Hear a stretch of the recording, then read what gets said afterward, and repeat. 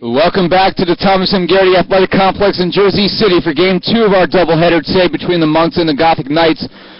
St. Joe's winning the opener 7-2, their 7th win in a row. They're now 10-1. The Gothic Knights fall to 6-6. And our lineup in game number 2, leading off for St. Joe's and playing center field is Nate Martin. Sam Butts in left field again, batting second, with Joe Coyne now behind the plate, batting third. Mike Pratt, the first baseman, and cleanup hitter with Alex Lawrence, the right fielder, again batting fifth. Alex Markakis gets a start in game 2. He's the DH, batting sixth, with Lincoln Sanborn at third, batting seventh. Dan Brown bats eighth and plays second base with Brandon Chase at shortstop, batting ninth. Nelson Maldonado, the pitcher for NJCU, in game 2. Leading off the center fielder, number 1, Nate Martin. Defensively for NJCU, as we are going to have a couple changes to start this contest off, as Maldonado will throw to Travis Haber, who gets his first career start today for the Gothic Knights. Juan Cruz gets the start at first base for the first time. Pete Sennis starts at second. Mike Martucci at short. Brian Bastillo back at third. That's outside. In left field is Andrew Rivera, but we have a new center fielder for the first time this year. Kevin DeMoro gets the start, and Orlando Bolano will man right field. 2-2 count.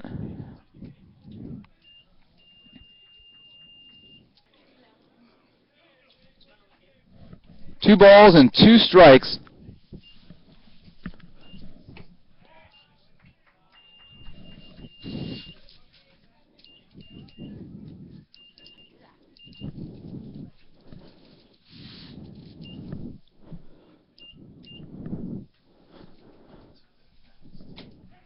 At strike 3 looking as the leadoff batter goes down.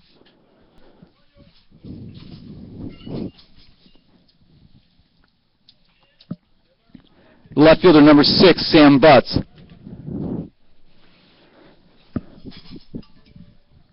Nelson Maldonado making his 5th start of the year, or 4th start of the year, his 5th appearance. He's had one relief appearance. 1-0. Back-to-back no decisions. He has a 3.18 ERA. In 22.2 innings, 12 strikeouts, now 13 after K.ing Martin. With 5 walks, he's allowed 8 earned runs and 24 hits. Ground ball over to Martucci. Can't handle it. He cannot recover in time, and it's an error on Martucci, and there's a runner on with 1 away. Now we'll bring up the catcher, number 7, Joe Coyne. For Martucci, who's had some really good moments and some shaky moments at short, that is his 8th error of the year. He is 8 of the team's 28. The errors have been lethal this year for the Knights pitching staff. NJCU has allowed 58 runs coming into play today. These stats are not updated for the first game. 34 earned runs, 24 unearned runs. That's a called strike. But all 7 runs in the first game were earned. So that ratio has gone up a little bit.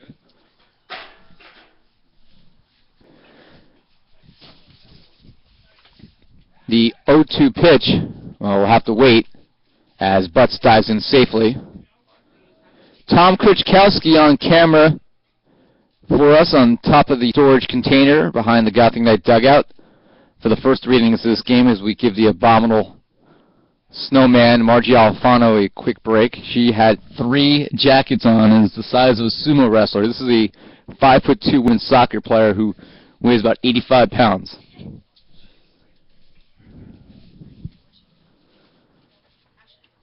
Strike 3, looking back-to-back K's as the curveball nips the outside corner.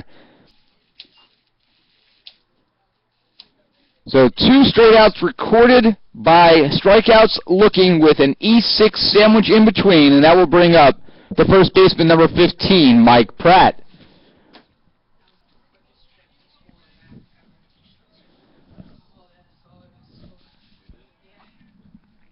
2 away, and Pratt comes up.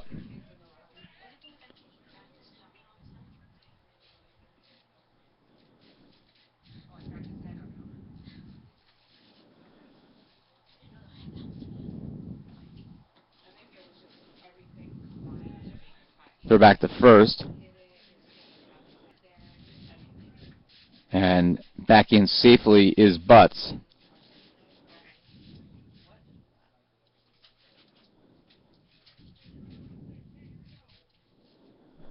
That's high.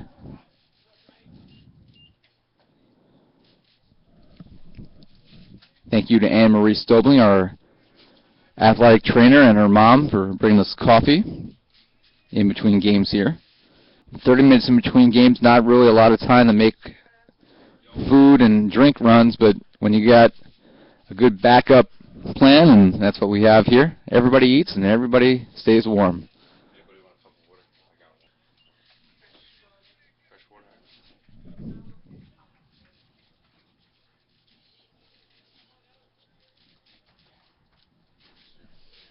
Two balls and a strike. There goes Butts. The throw to second base is high, as that throw by Haber sailed.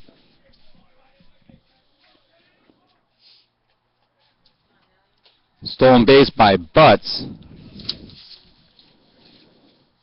That's his third of the season. And the count is 3 balls and 1 strike.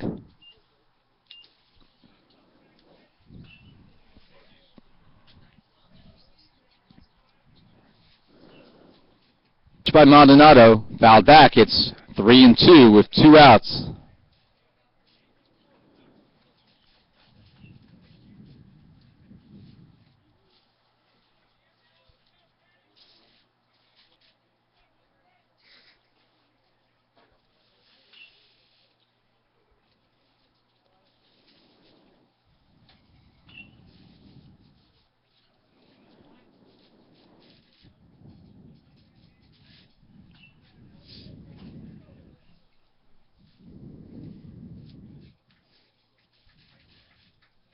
Maldonado deals.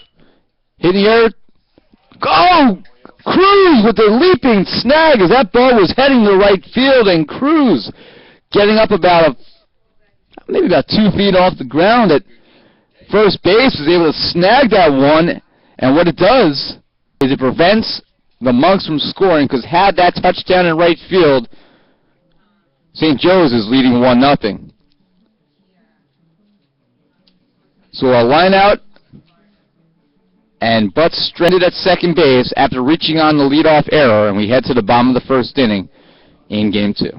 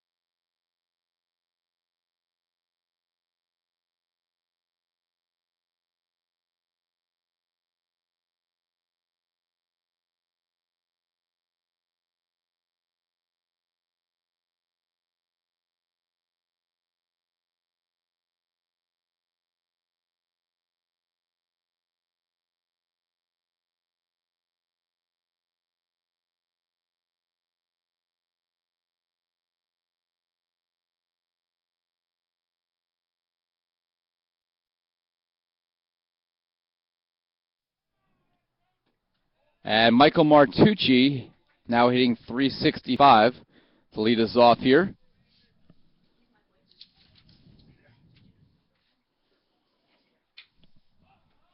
In the air. Center field, straight away making the catch, is Nate Martin, one away. That will bring up the second baseman, number 15, Pete Senizin.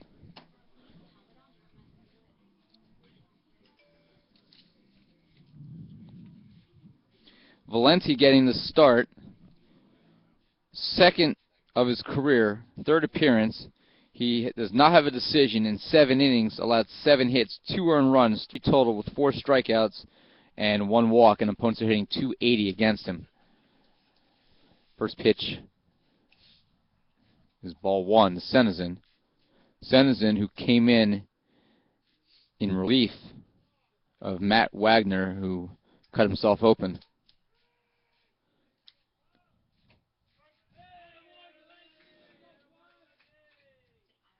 Senizin is 1 for 2 with 1 RBI in game 1 today.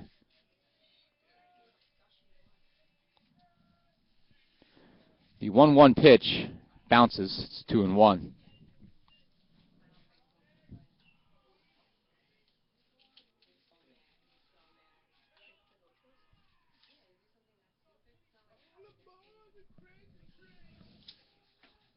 That's low. And it's 3-1. And we can tell right away there's a different strike zone with Joe Wadika,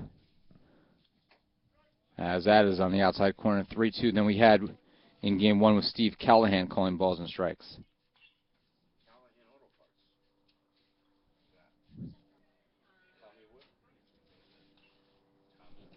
That's fouled away, right back at us.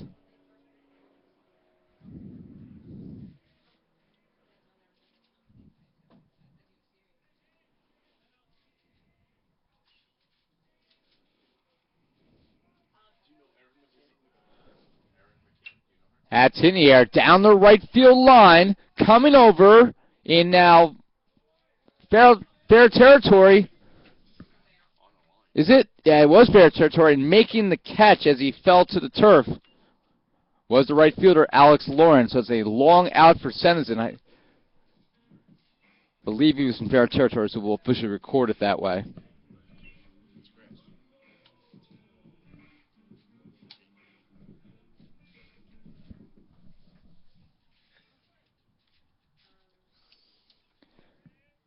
That'll bring up the left fielder, Andrew Rivera. First pitch is the ball. Left fielder number 1, Andrew Rivera. Rivera hitting .333 in the year.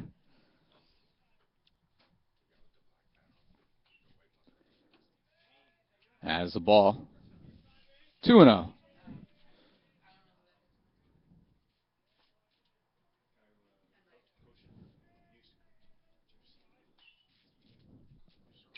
Ground ball towards second. Brown is there, and he'll make the short throw to end the inning. So Rivera grounds out 4-3, and the Knights go 1-2-3. No score. We head to the second.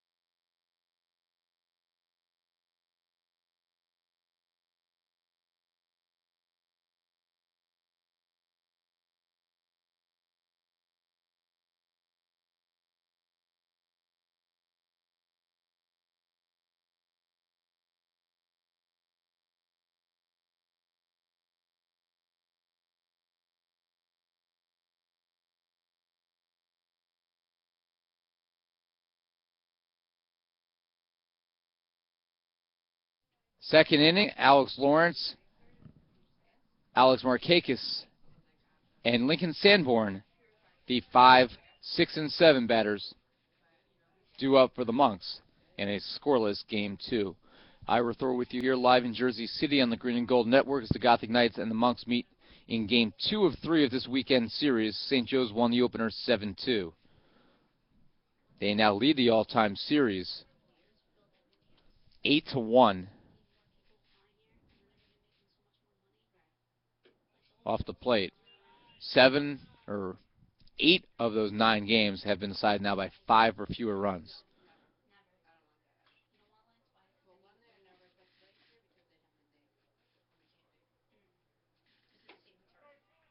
That's a fastball. 2 balls and 2 strikes. Lawrence now batting .406 on the year. He was 1 for 4 with 1 run scored in Game 1. Ground ball, Bustillo on 1 hop. Throw across the diamond. 1 away.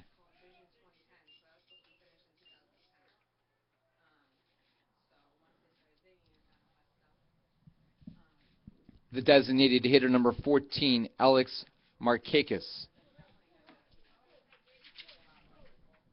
Markakis, who did not play in Game 1, is actually the 3rd leading hitter on the team, coming in at .406. Markakis was this week's GNAC Player of the Week. The Monks actually swept the awards, winning all 3. They don't have a Rookie Pitcher of the Week. They just have a Rookie of the Week in that league. And Joe Coyne was the Rookie of the Week. And Chad Rafferty, who was the winning pitcher yesterday on the first game of this trip for St. Joe's in a win over Roger Williams, he was the Pitcher of the Week. 2 balls. And Maldonado throws ball 3 with Sanborn on deck.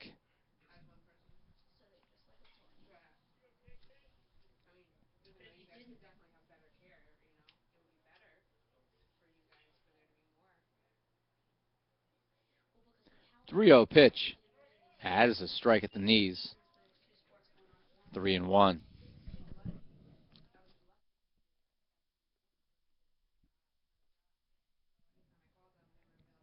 3-1 count, and that's ball 4. First walk given up by Maldonado, and that will bring up the third baseman, number 44, Lincoln Sanborn. Sanborn hitting .222 on the season. He had 2 RBIs to triple his season output with 1 hit, a double, in the 7-2 win that ended about 40 minutes ago. Behind Markakis, and there will be no throw as advancing on the wild pitch is Markakis. The pitch is behind Sanborn.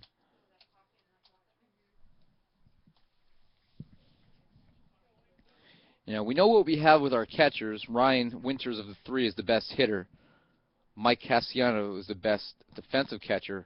Haven't really seen a lot of Travis Haber yet, except in brief reserve appearances. He's appeared now in 5 games. This is his first start. Doesn't appear to have the arm of Cassiano, and doesn't block balls as well, but doesn't make him a bad catcher. It just makes Mike Cassiano very good behind the plate. Cassiano right now is just struggling with the bat.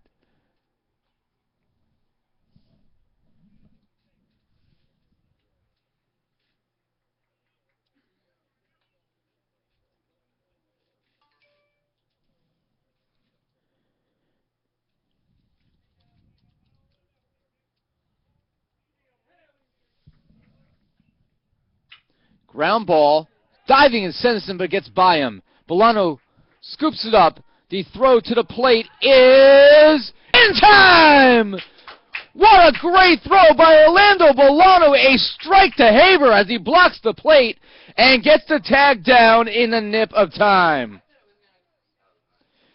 That was one of those throws that when you first saw it come in and you saw the way it started to tail off, you thought it was going to be way off the plate, but it ended up being a strike by Bolano.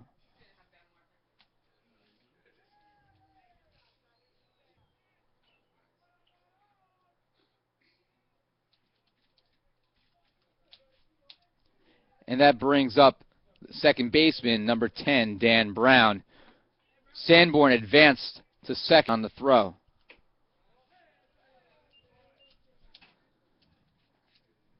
Second baseman, number 10, Dan Brown.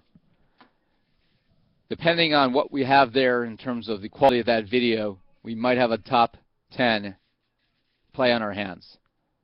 And take a look at that a little later.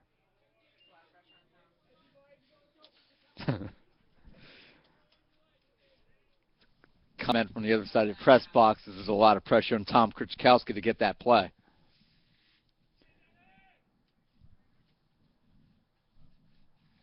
That's just a marvelous throw by Orlando Bolano. Inside. 2 balls and a strike. Or correction, I had a strike written down. It's 3 balls and no strikes. But the Bolano throw, just the way, when you saw it come off his arm and it started curving, you thought it was going to be like a golf ball. It was going to keep going. But, you know, he is a relief pitcher for the Knights, and apparently the curveball was in saved just for his time on the mound. That was an absolute perfect strike. 3 balls and 1 strike. 2 outs here in the top of the second inning. We have no score.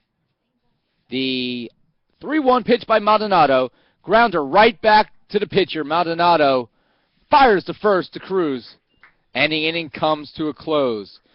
Looked like St. Joe's was going to score, but Orlando Bolano and Travis Haber had other ideas.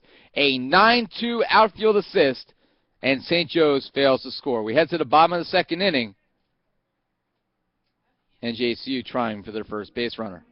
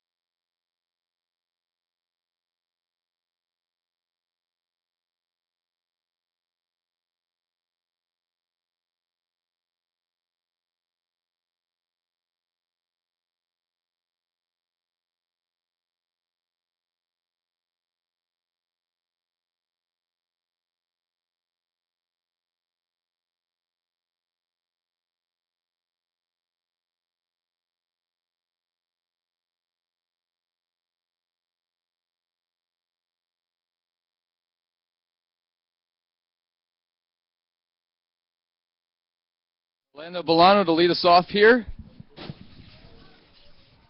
In the bottom of the second inning, Bolano, whatever he does at the plate today, it's going to be tough to match what he just did defensively with the throw from right field, a perfect strike to save a run. As that's high. We've had now 2 run-saving plays in this game. First of all, the Cruz catch at first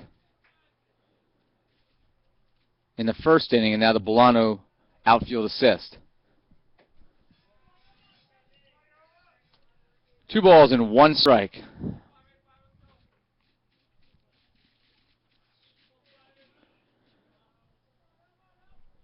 Valente deals outside. It's 3-1.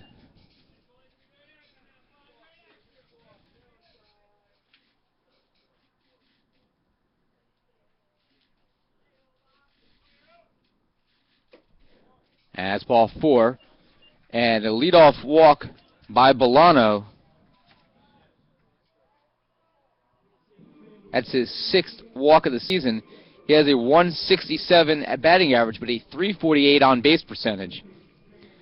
The designated hitter, number 11, Rob Roman. There's a seagull trying to get into the press box. Oh, I'm sorry, that's Pete Vincent, our site supervisor. There goes Bolano. The throw is not in time. It's actually wide of the bag anyway, as Bolano slid in.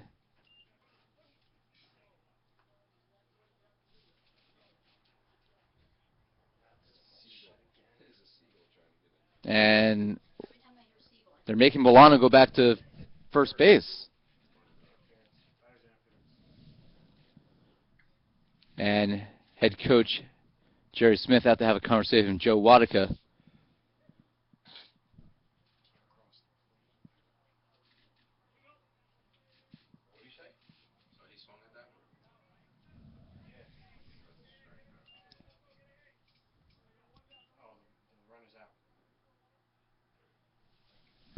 And they're going to have a conversation here. I think Roman is going to be batter interference. And that's it. Roman is out on batter's interference. No stolen base.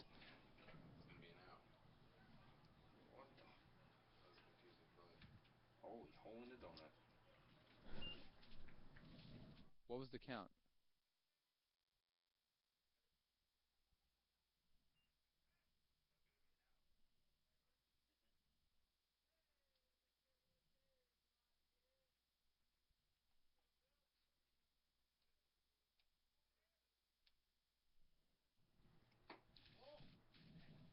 So that'll bring up Juan Cruz, first baseman number 21, Juan Cruz. Interesting. So officially it's batter interference, as we had to get that squared away, and Roman is out.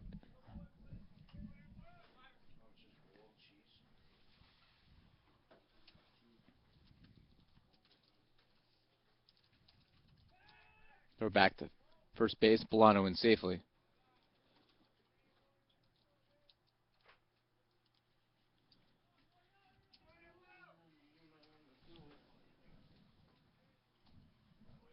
One ball, one strike.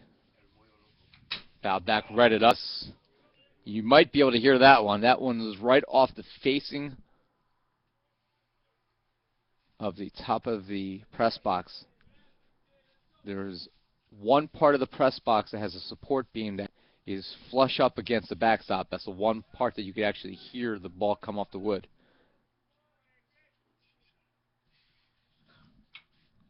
Hit in the air, foul down the right field line. Pratt giving chase, but it's into the fans.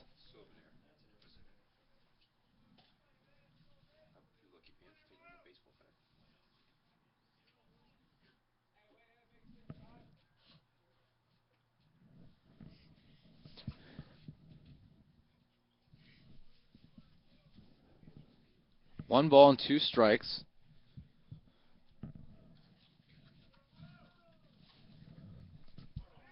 We're back to first.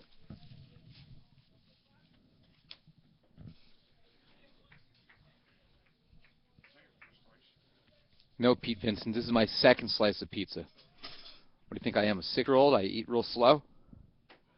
Swing and a miss, and Cruz goes down and strikes for the second out.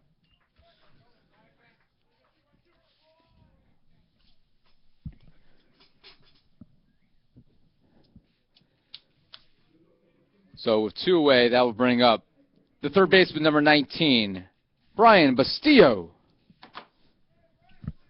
Apparently I got to defend my eating habits here in the press box. First pitch is a ball. We were going to have Pete join us for some commentary until I realized he didn't have much to offer. Kidding, buddy. That's outside, and Bolano's going to be running, and on the wild pitch he will advance. Almost stumbled going on to second base.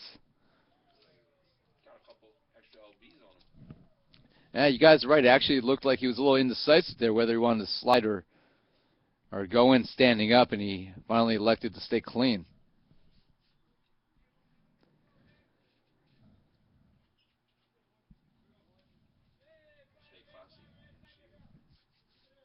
Castillo hitting .250 on the season.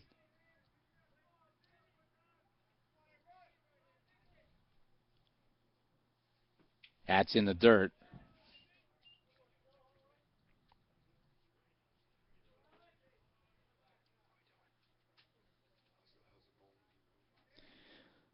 Women's bowling lost to FDU 4-2, so they will take on. It's a call strike. I think the way this bracket works out, I want to say they're going to take on Long Island University, but I'm not certain because it's the way the losers bracket works in the NEC tournament is a little confusing. Try to get an official word on that. Castillo swings through the 3-1 pitch. And it's now 3-2. 3 balls and 2 strikes. Bolano at second. No score. Bottom of the second inning. In the air, down the left field line, but coming over quickly, reaching up, and making the catch. What a great catch by Butts, robbing an extra base hit from Castillo, straddling the left field line.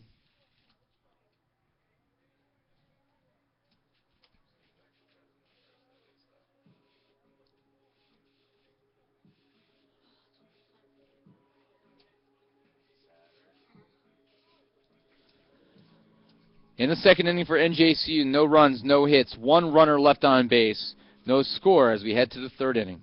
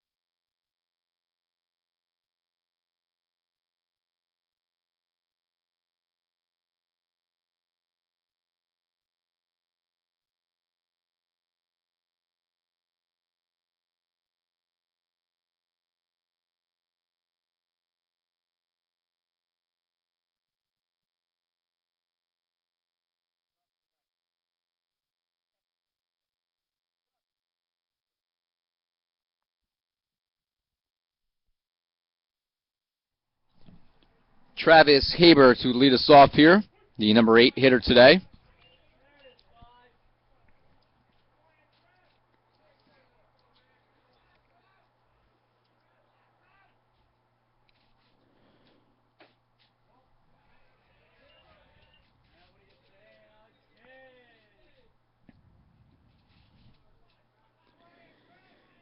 Haber still looking for his first official at bat.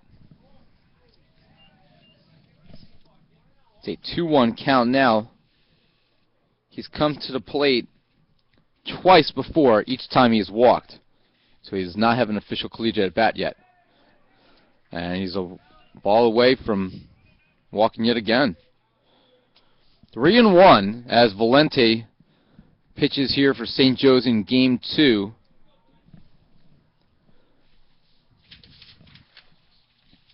Three-one pitch.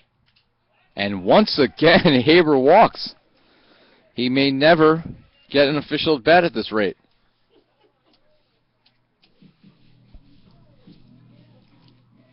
That's obviously not a record that anybody keeps, but 3 straight walks to begin a career, that's got to be a first. The center fielder, number 20, Kevin DeMoro. Kevin DeMoro looking for his first hit as a Gothic Knight. Drops down a sacrifice bunt here to throw to second base. Is in time.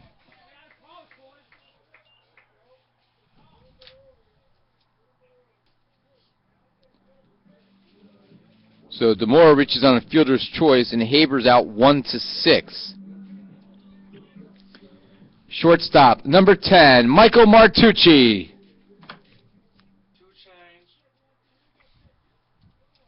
So no sacrifice by DeMoro. He throw to first, and he gets back barely. DeMoro, by the way, another throw back, and back in against sliding. He is 0 for 3 offensively. He's made 5 appearances as a pitcher. This is his second game as a position player, as a starting position player. He has 1 start at second base. Another throw back, and once again, Steve Callahan, the field umpire, signifying that DeMoro is safe, the rookie from Kearney.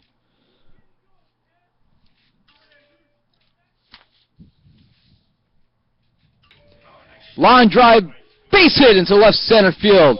Nearly took a hop over the center fielder, Nate Martin. That right there would have been absolutely terrible for St. Joe's. Leaping stop there by Martin, preventing catastrophe, as DeMoro would have scored.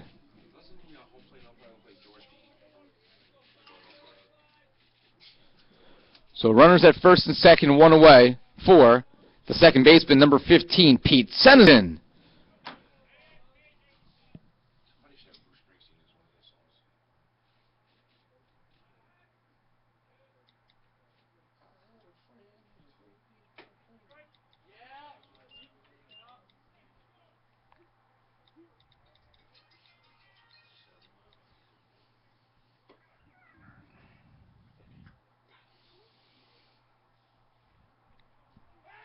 Throw back to second base. DeMoro sliding in before a tag could be made.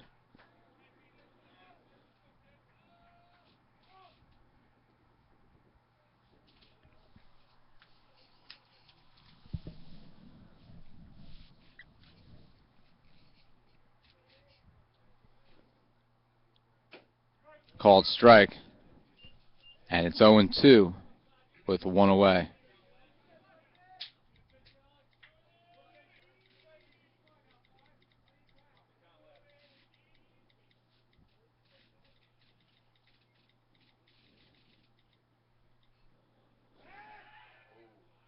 Nearly a balk there. We've already seen a balk in the game on Thursday, forcing a run. DeMoro's at second, dancing off the bag, and Martucci's at first, having singled And it's 1 ball and 2 strikes.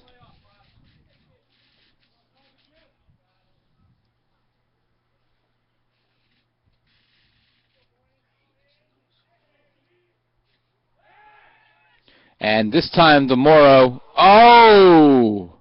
nearly got picked off there. This time he was in no man's land for a second, and sliding in behind him was the shortstop, Brandon Chase. Got the tag down, but DeMoro gets the hand in time. Chase, who played second base in Game 1 and homered, staying right behind DeMoro, shadowing him in the hole. That's fouled away.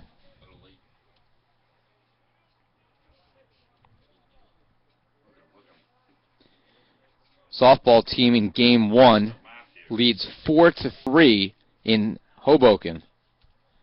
Actually, the game is being played in Weehawken. Stevens has a turf field that they use in Weehawken. That's where they play their softball games. Foul tip held by the catcher Coyne, and that's going to be a strikeout. 2 away, and that will bring up the left fielder, number 1, Andrew Rivera. Rivera grounded out to second base to end the first inning, now hitting .327 on the season. Each team with 1 hit. Gothic Knights commit 1 error. Martucci has the hit and the error in this game. There is no score. And that is fouled down the left field line and into the bay.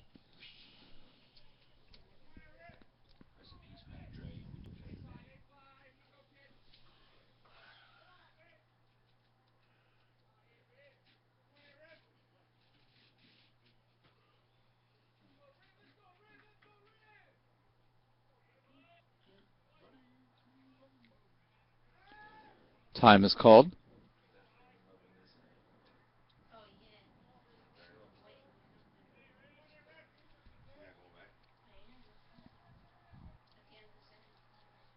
That's outside.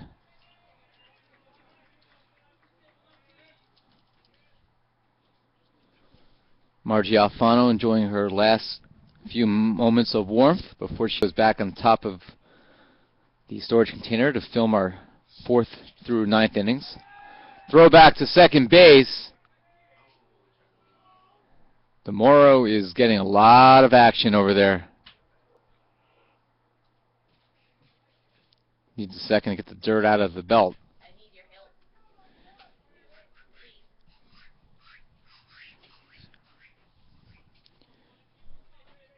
We think those of you watching today's game, whether you're in Jersey or Maine or anywhere in the country, as we bring you Gothic Knight baseball all season here on the Green and Gold Network, hit in the air down the left field line. That's hooking foul. And, whoa, sliding into the J in NJCU in the corner was the left fielder Sean Butts, and he was a little slow to get up, but he's okay.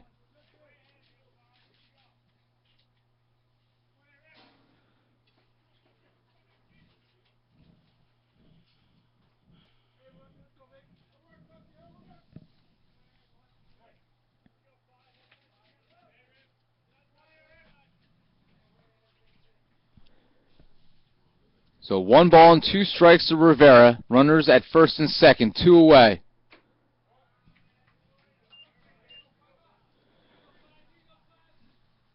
Rivera, the junior co-captain. He, along with Maldonado, Roman, and Bastillo, captains this year.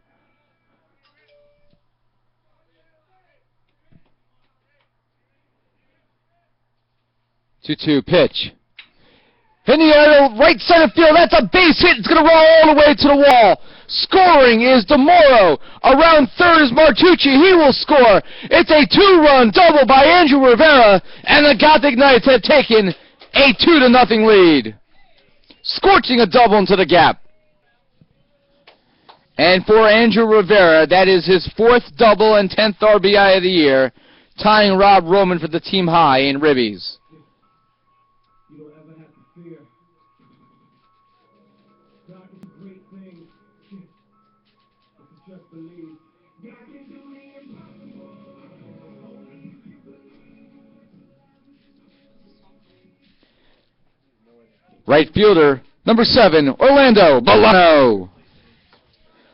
So Martucci scores all the way from first. DeMoro scores from second.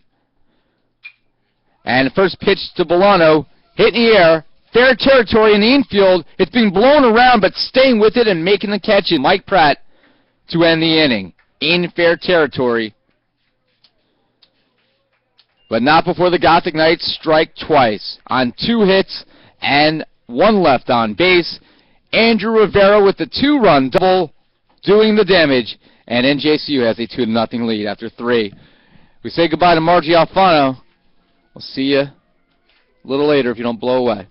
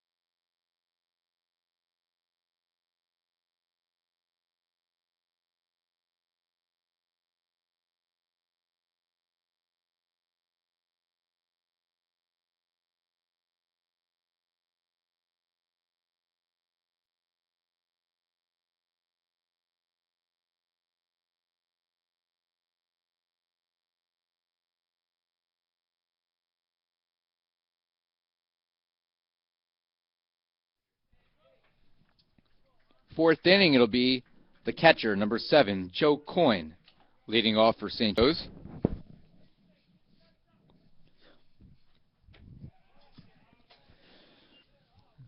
I'm going to search for my iPod charger as the music here at the Garrity Complex has come to a screeching halt.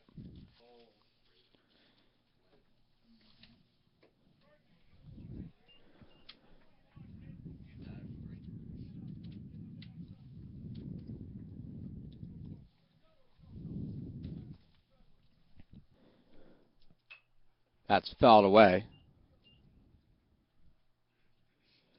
1-2. And it looked like it hit somebody, one of the St. Joe's players outside the dugout.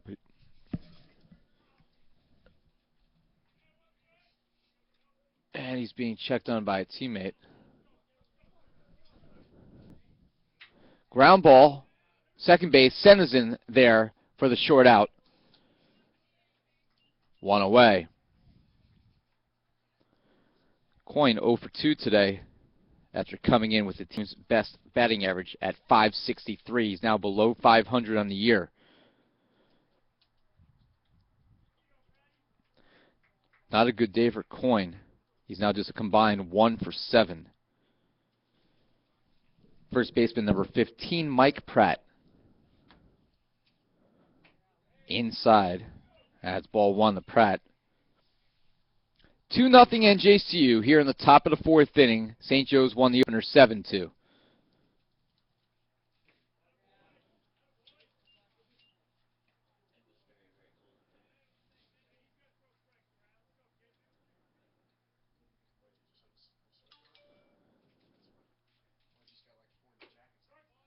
That's a called strike.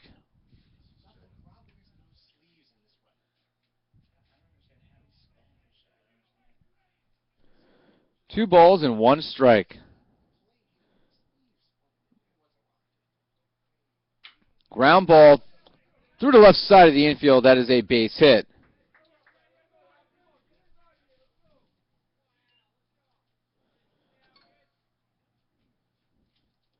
With the 1 away, that will bring up the right fielder, number 33, Alex Lawrence. Lawrence grounded out to third in the 2nd inning.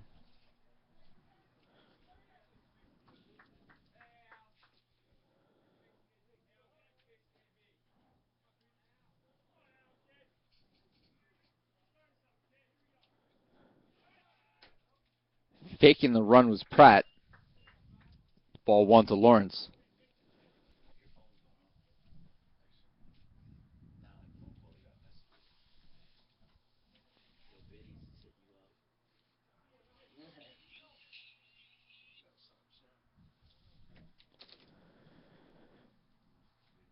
That's high. 2 balls and no strikes. Each team with 2 hits.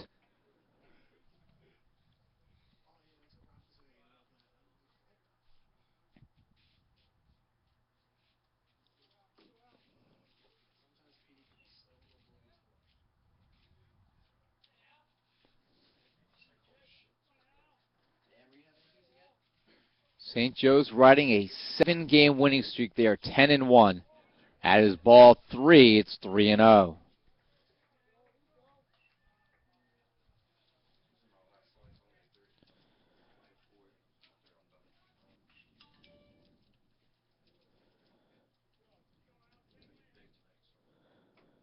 Strike in the outside corner.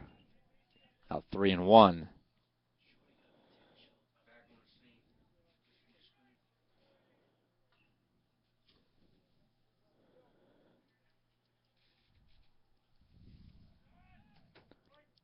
Strike 2. Maldonado gets back in this at bat. And it's 3-2. 1 away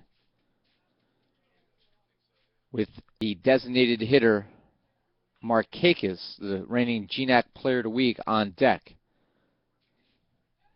We're going to run down here. 1, 3, 4, 3. Caught stealing. As a 1, 3, 4, 3. Caught stealing.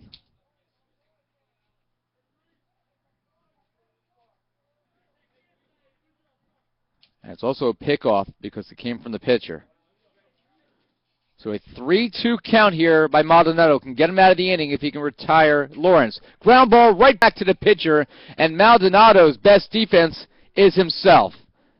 Once again, Maldonado with a ground ball back to the mound. Second time in this game, he has ended an inning with a ground ball back to the mound, and the inning comes to a close. And despite a 1-out single, St. Joe's cannot score.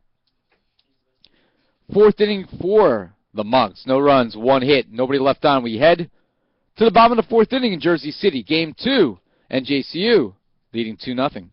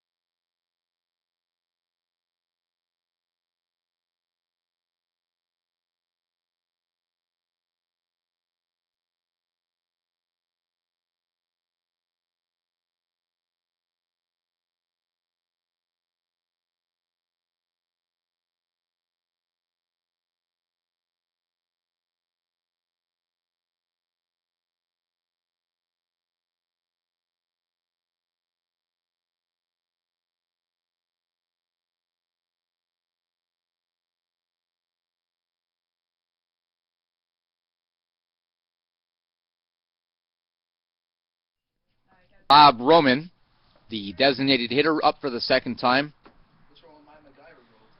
And he was out on batter's interference in his first plate appearance. Curveball for his strike, and it's 0-2. Roman, the number 5 hitter, Cruz and Bastillo behind him. NJCU with a 2-0 lead.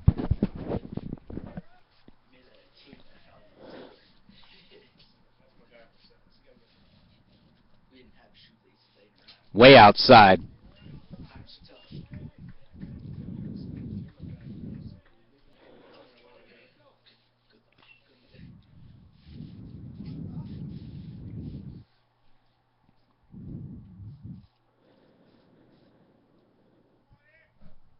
One ball and 2 strikes. Swing and a miss by Roman, who was way out in front of that curveball offering from Valenti.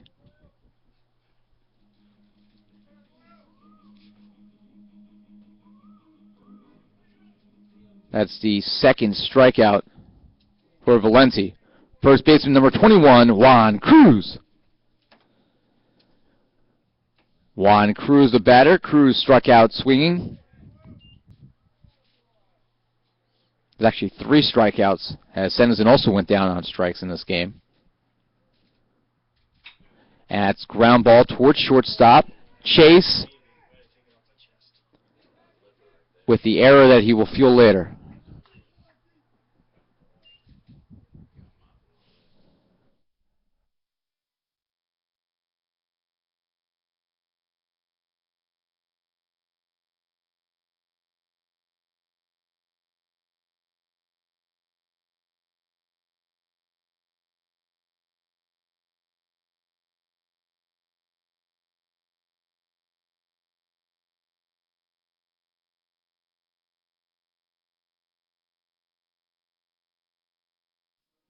Out to check on, momentarily, to check on Chase was Anne-Marie Stobling. You can see wearing the green NJCU polo shirt and the black warm-up pants, but Chase is okay, and that will bring up third baseman number 19, Brian Bastillo. So Cruz is at first base, reaching on the error.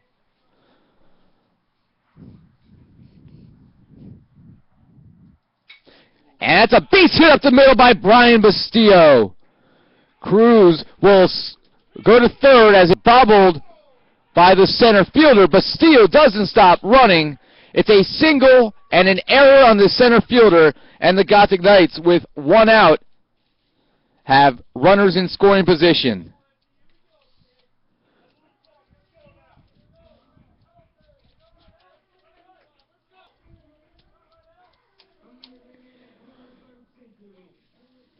The catcher, number 22, Travis Haber. The catcher, Coyne, signals 1 out to the infield. Bastillo at second, Cruz at third. Both benefactors of an error, although Bastillo did hit safely. Haber, now 3 plate appearances in his career, 3 walks. Takes a strike here.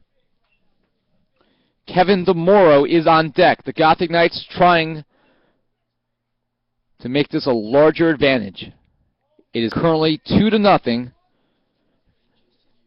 matching the run output from game 1.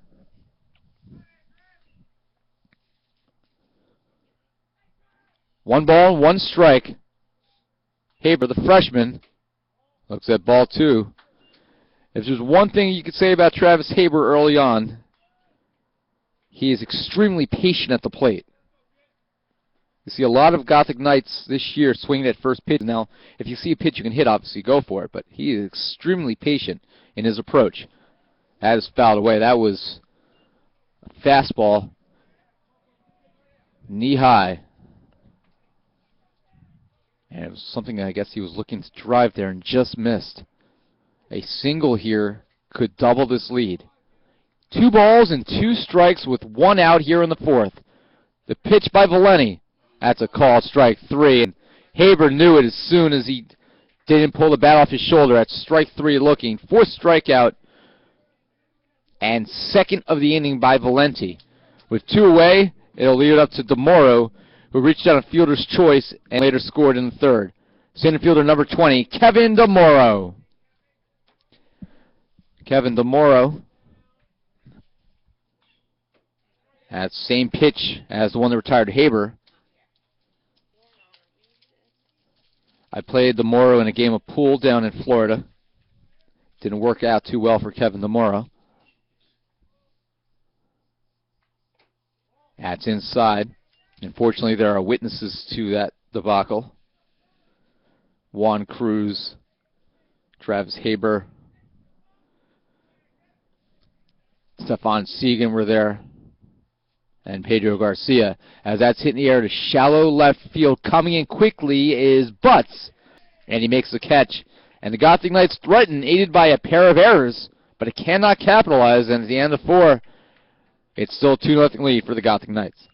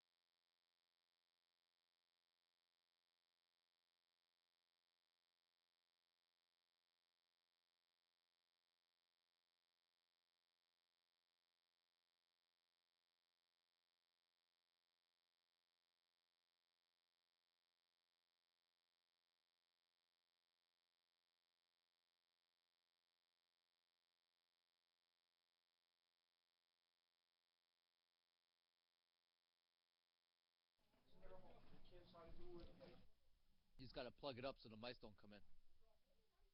Where?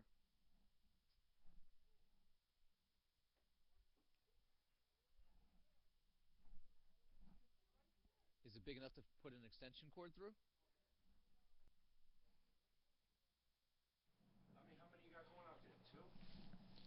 Markakis, the DH, walked and was thrown out at the plate by Orlando Bolano. 1 ball and 1 strike.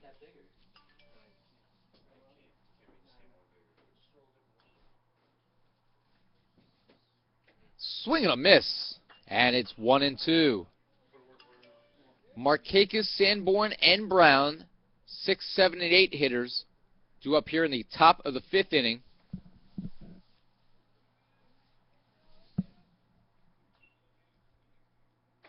Swing and a miss, and Maldonado fools him.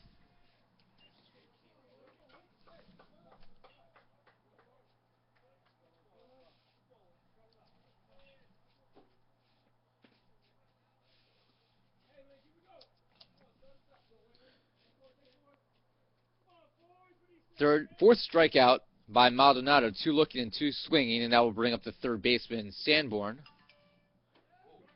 And a curveball for a strike. Third baseman, number 44, Lincoln Sanborn.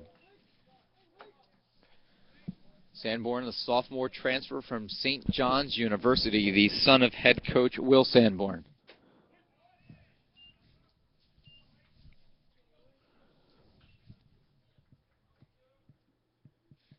Obviously a nice story anytime you have a father who's able to coach their son in college.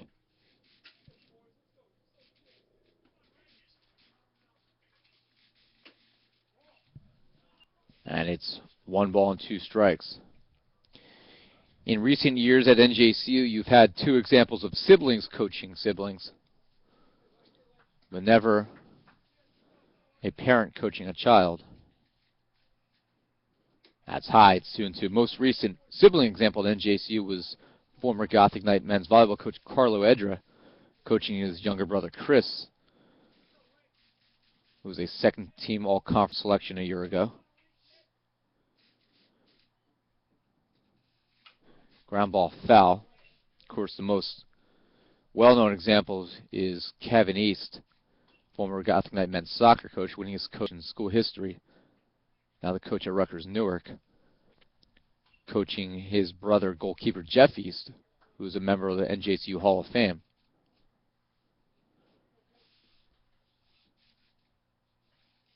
And that is lined foul. And Bolano's going to have to come pick that one up.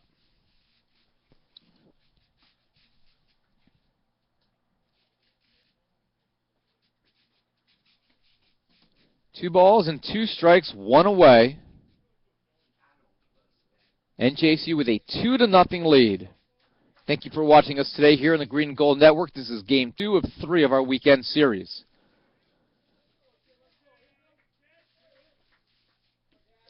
And they hit him.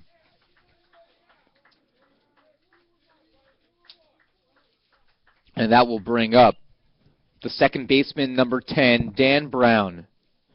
Dan Brown, who played last year in this series, isn't playing game 1 today, is a senior, 5'9", 175 pounds, from Portland, Maine. And Brown grounded out to the pitcher to end the second inning.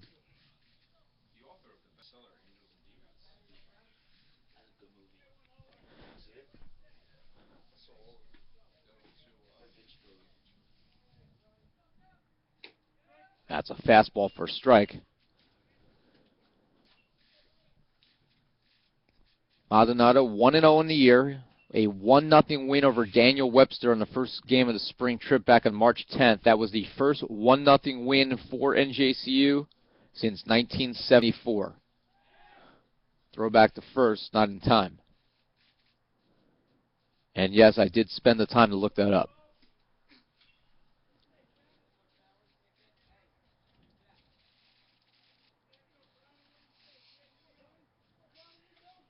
No balls and 1 strike.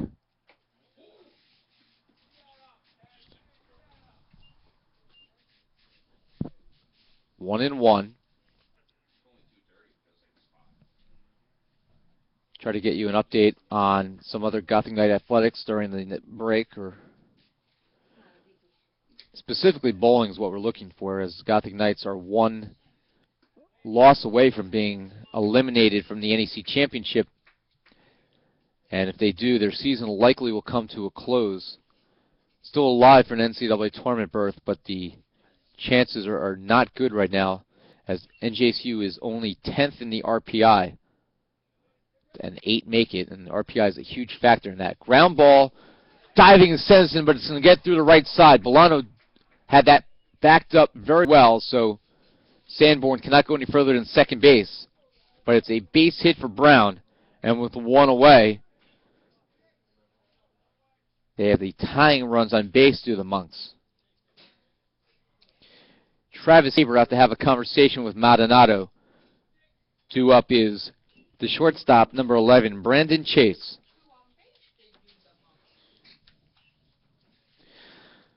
Cup of coffee from Dunkin' Donuts, courtesy of the Stobling family, our favorite athletic training family here at NJCU.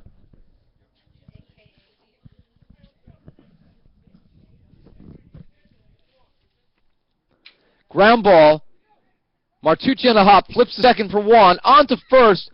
Not in time, but Juan Cruz probably saves a run, as that ball was in the dirt and he dug it out, and it was not an easy play.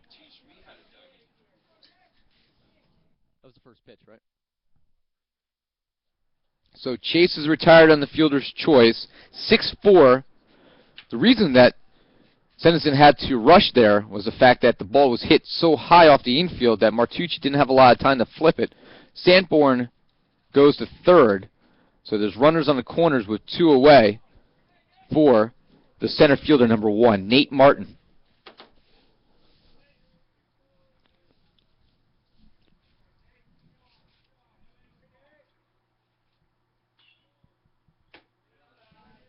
Martin is 0 for 2. His average now down to 321. He was 2 for 5 in our opening game. Maldonado needs 1 out here to keep the shutout intact. Each team with 3 hits.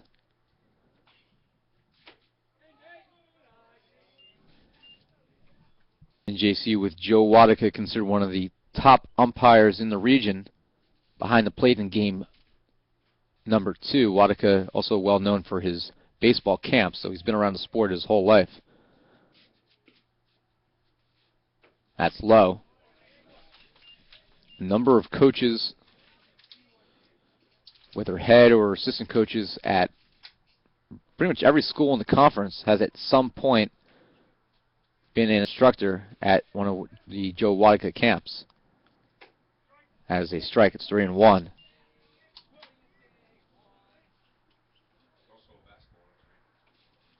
And that's a good point, Pete Vincent. Wadika also a basketball referee, so he's well versed. Throw back to first. Chase back. That was convenient. 3 balls, 1 strike. Maldonado, and that's low, and it loads the bases.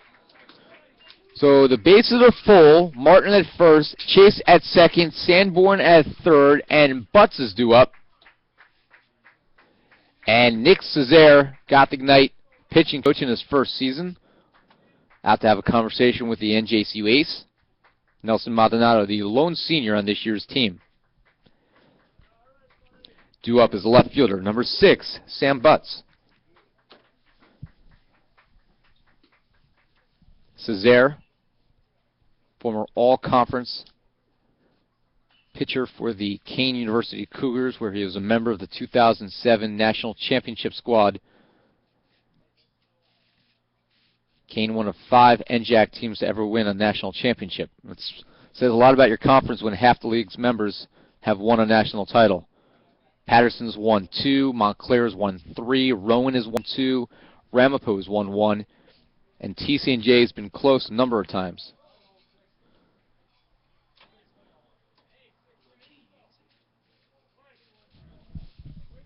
That's how the whole conversation started.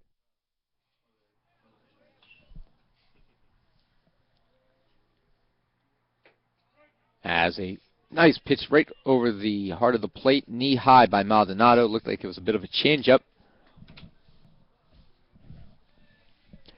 No balls and one strike. My strike type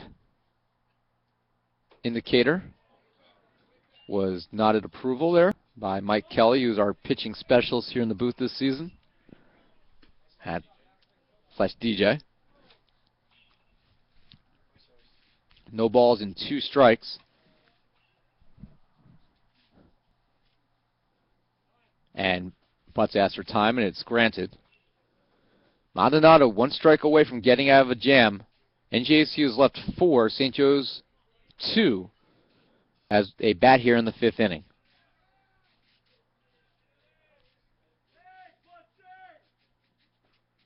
That's fouled away. Mike can probably put that on his resume if he wants. He's the NJCU's official strike type specialist.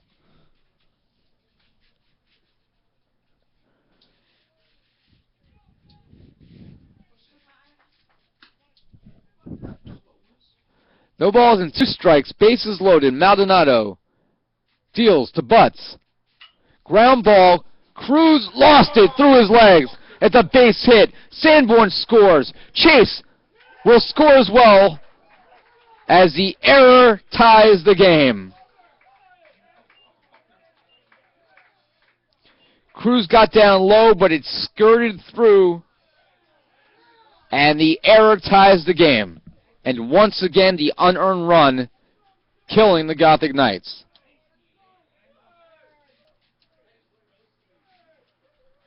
Martin went to third on the error.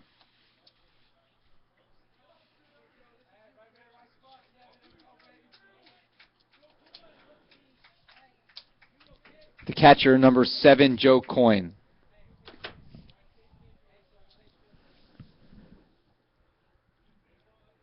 Cruz getting his first start of the year. Alex Weinstein had made the previous 12 starts at first base.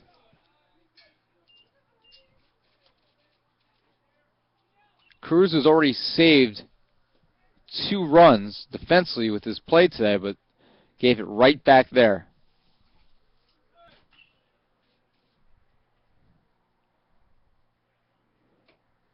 That's off the plate. It's 2-0.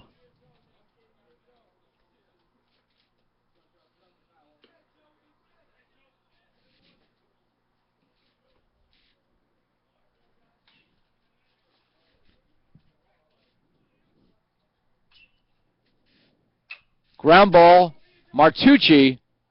The throw to first is low, but it's in time, and the inning's over.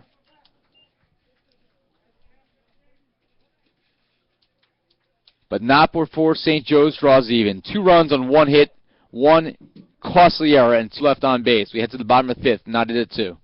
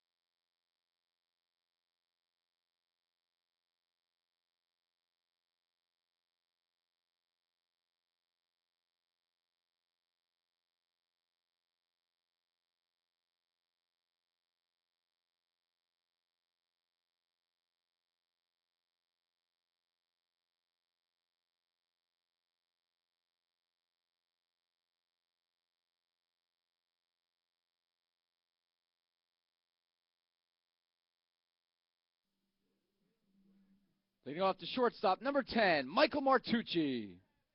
Martucci to lead off, hitting .370. He's 1 for 2 with a single and a run scored.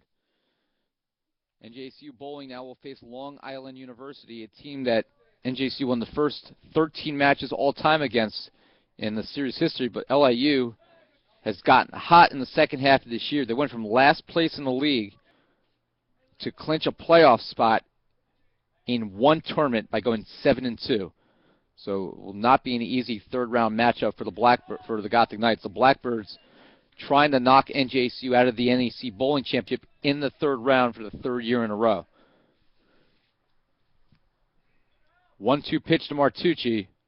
Ground ball, takes a hop, and it's dropped by the shortstop for an error.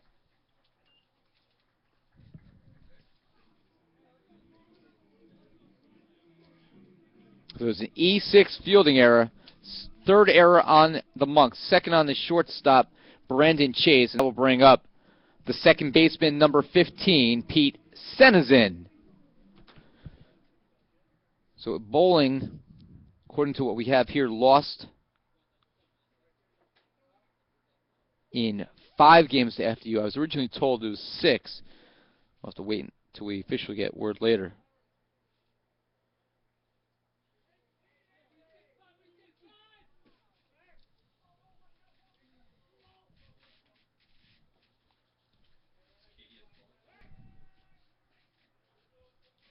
Bowling is in Reading, Pennsylvania, hosted by Kutztown University.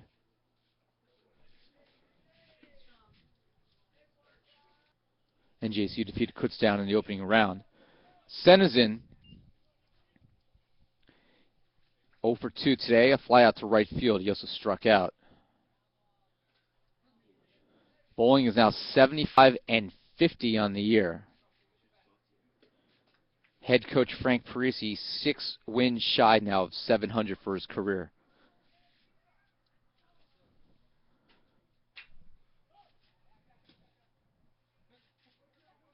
Underneath that fly ball was Nate Martin. Easy put out. Second time Senizin has flown out. Was that the first pitch? What was the first pitch? It was 2 strikes? 1-1? So with the 1 away, that will bring up the left fielder, number 1, Andrew Rivera. Rivera with the biggest hit in this game for the Gothic Knights, a 2-run double in the third inning. Martucci standing at first. They're working on him, and he is a player you have to watch. He's 8 for 9 in stolen bases this year.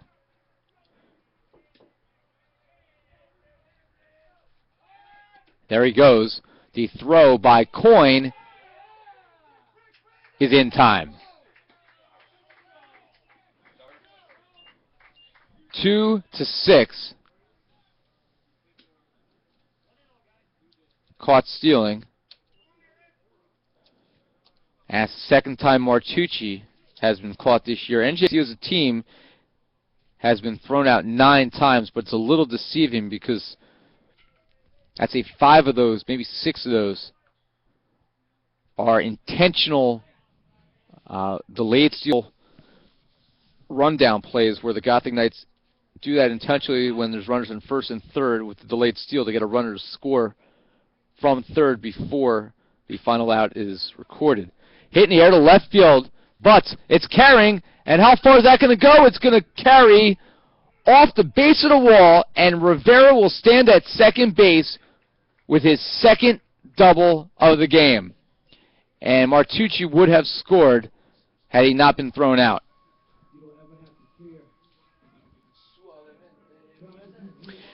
So Rivera, his second 2-out double of the day, and that will bring up the right fielder, Orlando Bolano, who's 0 for 1 with a walk. The right fielder, number 7, Orlando Bolano.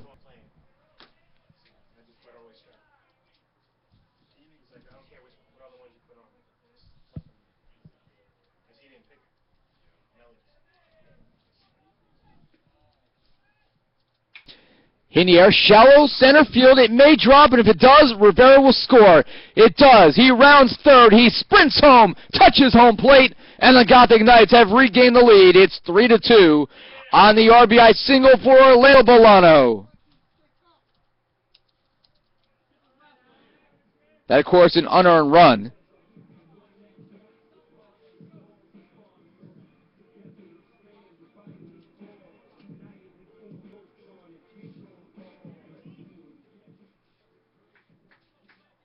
Well, actually, you know what?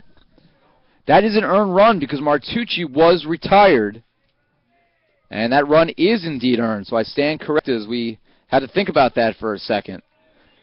And that will bring up the designated hitter, number 11, Rob Roman. So it is indeed an earned run. Either way, it's an RBI and the lead back in the hands of the Gothic Knights. And it's a called strike, 1-1. For Orlando Bolano, that is just his second RBI and fourth hit as a member of the Gothic Knights, but it was a big one. That's a strike, it's 1-2.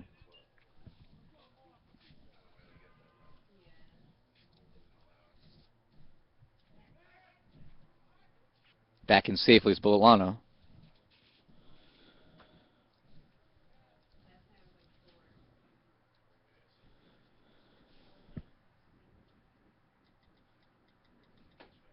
That's a call strike.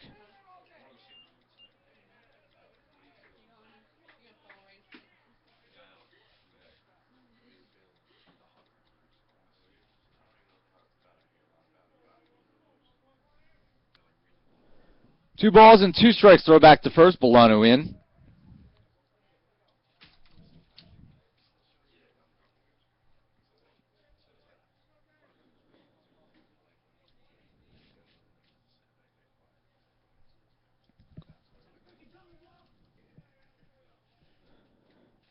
Ground ball, and it's a foul ball to the left of third base.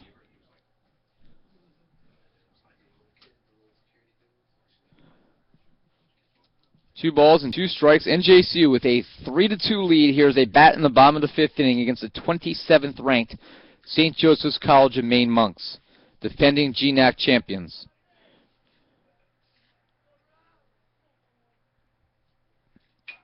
Chopper, that's a foul ball as well, to right of first.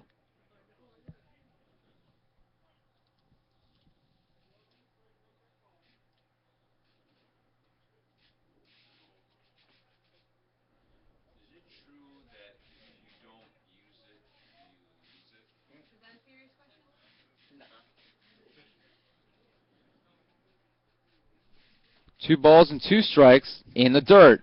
Gets by the catcher. Bolano takes off, and he'll get to second base standing.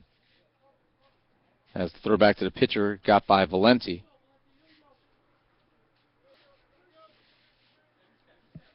So it's 3-2. Bolano on the wild pitch advances.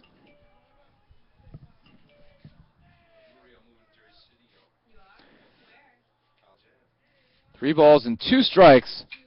In the air, right center, coming in and sliding and making the catch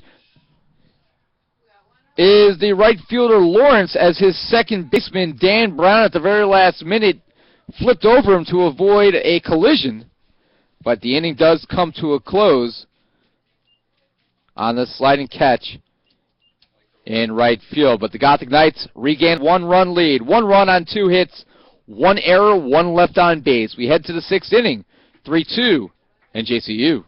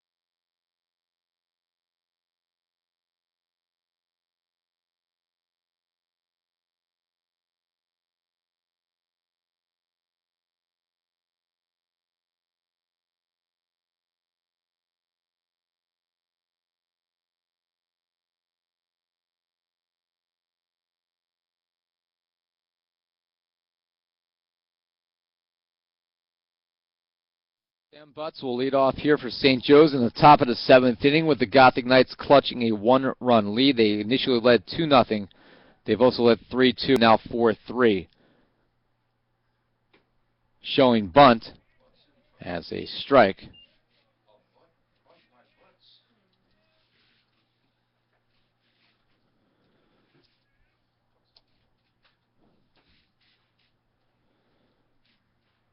Swing and a miss, and it's 0-2.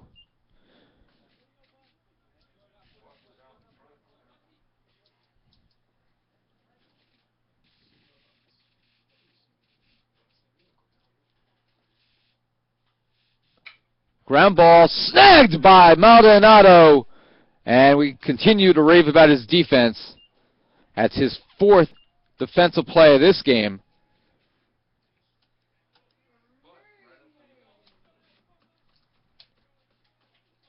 And he's staying in the game despite having thrown over 100 pitches, largely because he's helping himself out. The catcher, number 7, Joe Coyne. We mentioned Weinstein was among the national leaders in sacrifice flies. He entered the week with 13, or 13th in the country. He should move up now. National leader has 6. Face high, brush back pitch.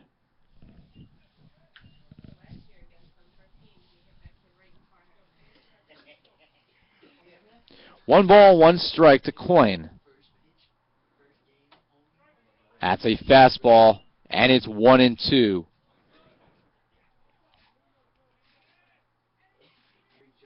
"66 strikes, 58 balls, but it's a 4-3 lead for Nelson Maldonado. 1 ball and 2 strikes. Ground ball, but it's going to beat Pete Senizin up the middle, and that's a base hit for Coyne. His first hit of this game. His average had dropped all the way down to 475.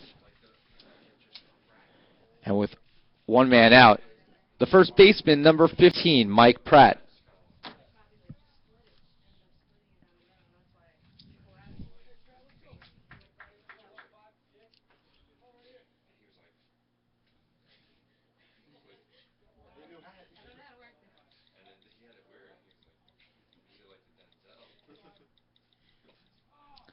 Swing and a miss by Pratt.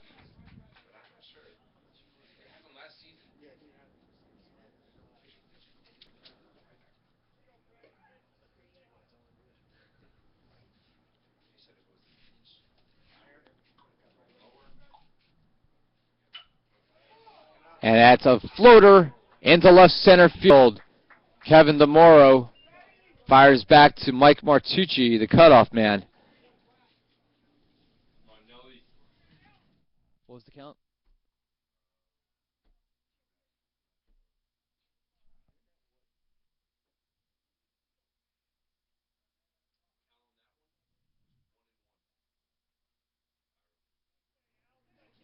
So a single to left center. Coyne at second, and that brings up the right fielder, Lawrence, with a chance to tie the game. The right fielder, number 33, Alex Lawrence.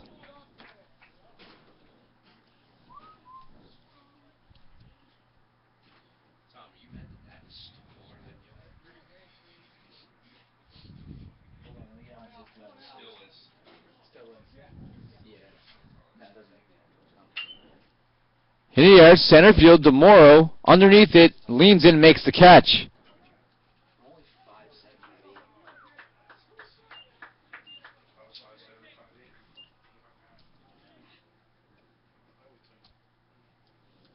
Now 2 away, and that will bring up the designated hitter, number 14, Alex Markakis.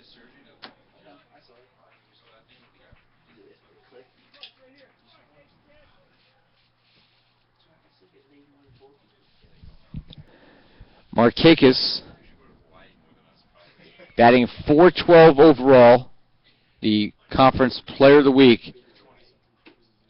And as a ball, he's 1 for 2 with a single and a run scored. He's also walked.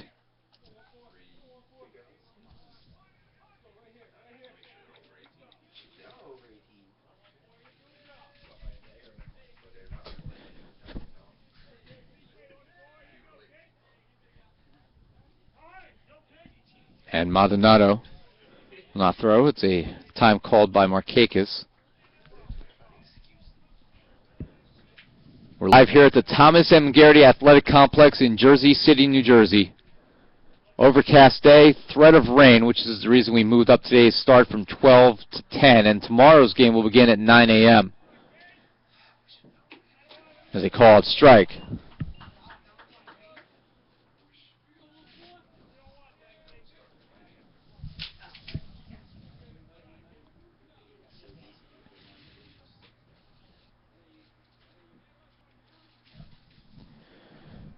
One pitch.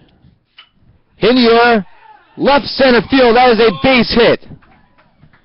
Coyne rounds third. He scores. The ball gets by Martucci, but Sears going to have to give chase. The throw home is not going to be in time, and on the error, it is a 5-4 lead for St. Joe's, their first lead of the day.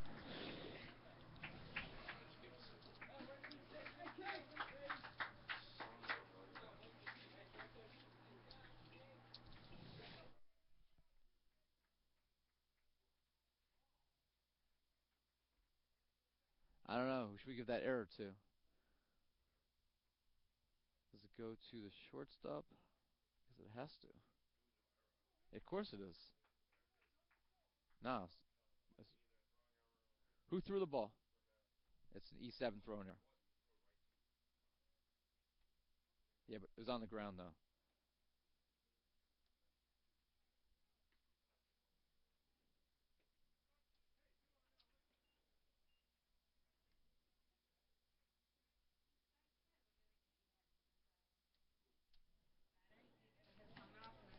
Sanborn due up with St. Joe's leading 5-4. We've officially given the throwing error to Andrew Rivera for failing to hit the cutoff man and allowing the runner to advance. Now batting is the third baseman, number 44, Lincoln Sanborn. 1 strike. Markakis at second base with St. Joe's now owning a 1-run lead. Ground ball shifting over is Senizin, the throw to first in time, and the inning is over, but not before St. Joe's scores twice and they take the lead. 2 runs on 3 hits, another error. This one costing the Gothic Knights the lead here. 1 left on base, and for Rivera, that was his first error of the season. He had been perfect up until that point. We head to the bottom of the 7th inning. 7th inning stretch time in Jersey City. Monks leading 5-4.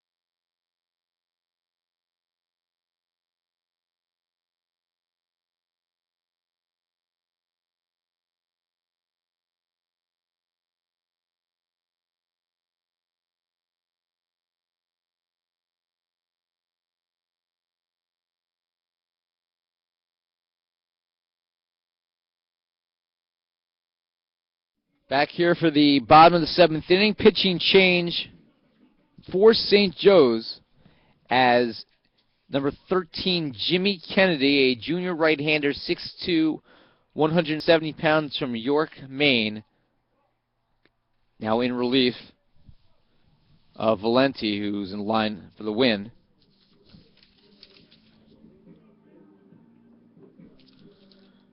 Valenti would, if this lead holds up, would win his first career game.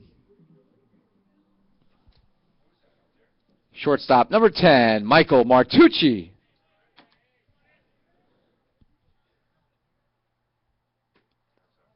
That's in the dirt.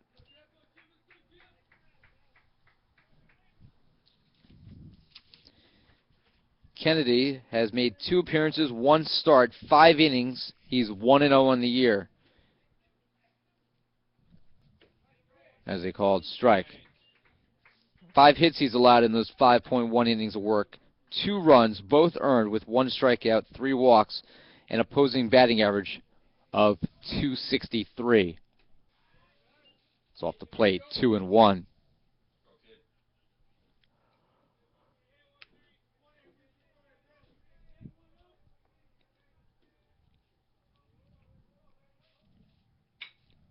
Line drive, base hit to left field.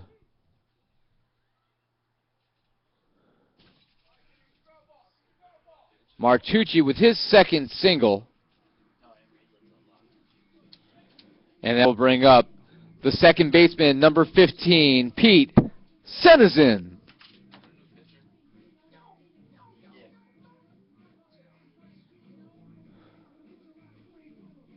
Senizin is 0 for 3 today, 2 fly ball outs and a strikeout.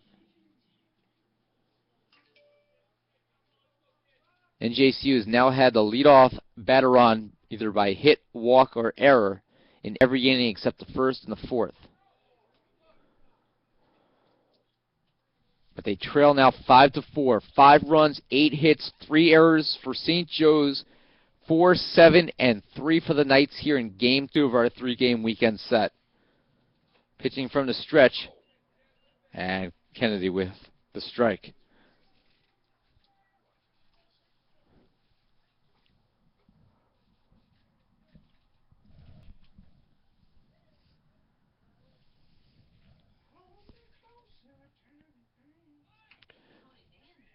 Senizin with the bunt. Sacrifice is effective as Martucci moves over to second base. Gothic Knights playing small ball and perfecting that one as the bunt by Martucci was soft enough to get the job done, and there was no chance to get Martucci at second base.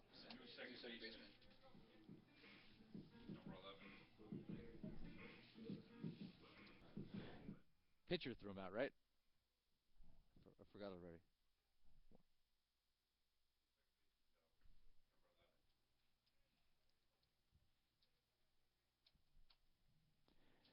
Now batting is the left fielder, Andrew Rivera. We have a new second baseman. Now batting the left fielder, number 1, Andrew Rivera. Chase moves over from shortstop to second base.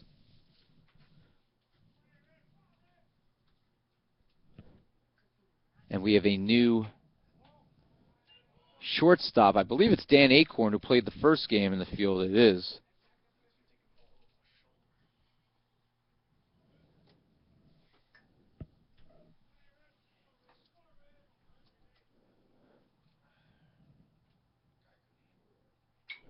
And it's a ground ball taken by Pratt. He'll step on first for the second out. And Martucci goes to third. Now batting for the Knights, the right fielder, number 7, Orlando Milano. Defensive changes this inning for St. Joe's. Moving from shortstop to second is Brandon Chase. And now at shortstop, number 4, Dan Acorn.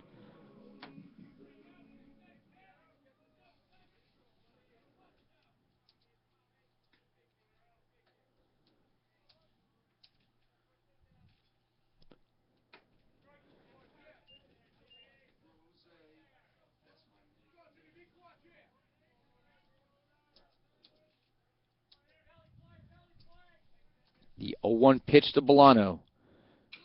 That's fouled away. A hit here by Bolano would tie the game. But there are 2 away here in the bottom of the 7th inning. St. Joe's trailed 2-0, 3-2, and 4-3. Tied the game and then scored the eventual go-ahead run on an error after the first run was scored cleanly. And Milano called strikeout.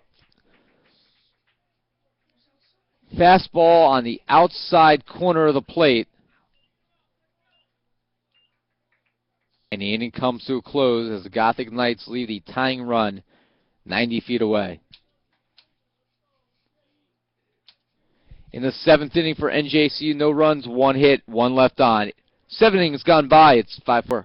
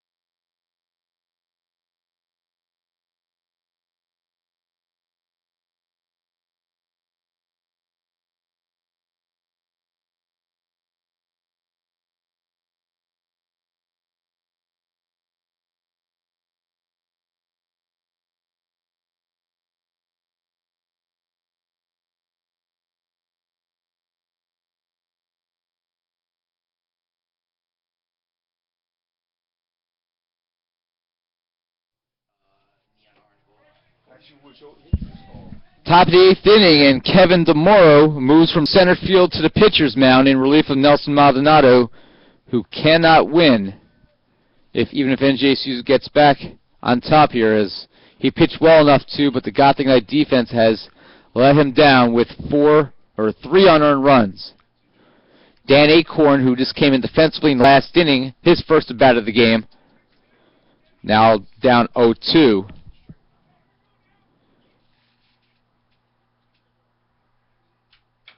Chopped foul by Acorn, who was 2 for 4 with an RBI in Game 1.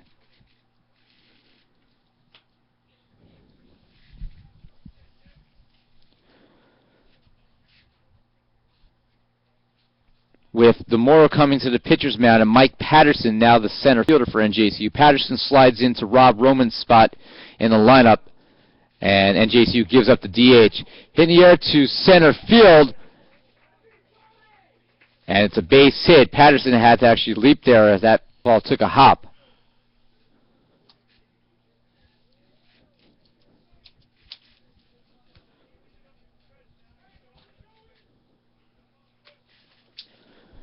And that brings up the second baseman, number 11, Brandon Chase. Chase in today's game, he's 0 for 2 with a walk. He had a solo home run in game number 1.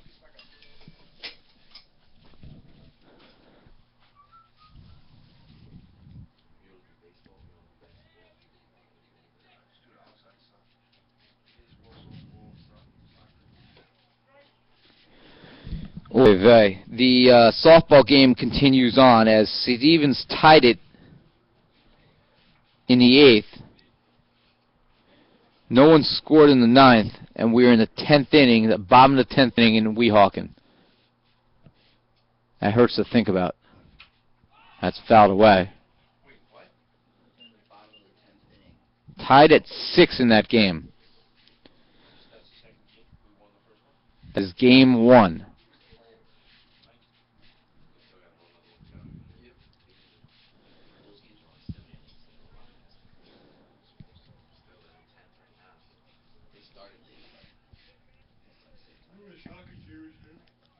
No balls and 2 strikes. Throw back to first, and diving back in safely is Acorn.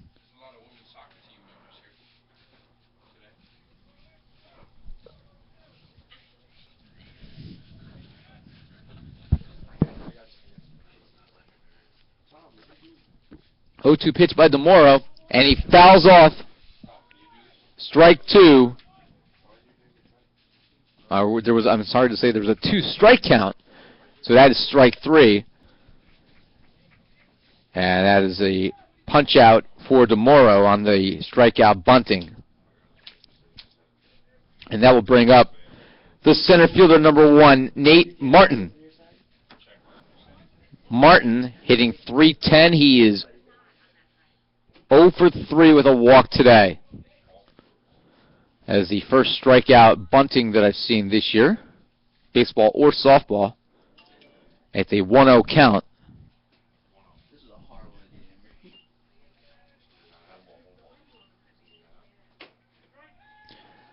Cassiano throw to first, not in time.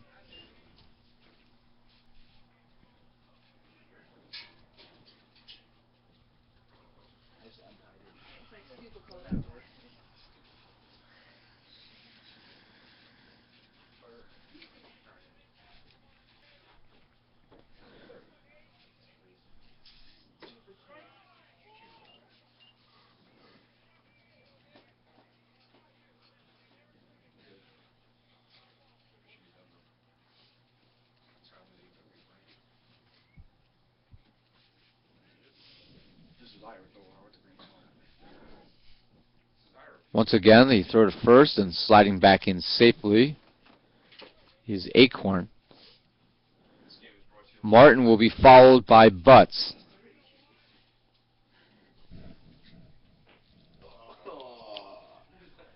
One ball, 2 strikes, pops straight up.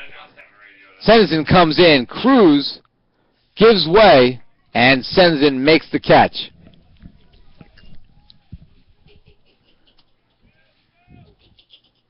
Two away now.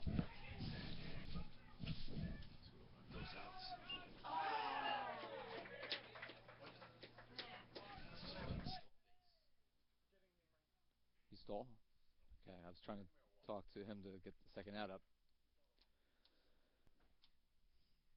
Stolen base by Acorn with 2 away. The delayed steal.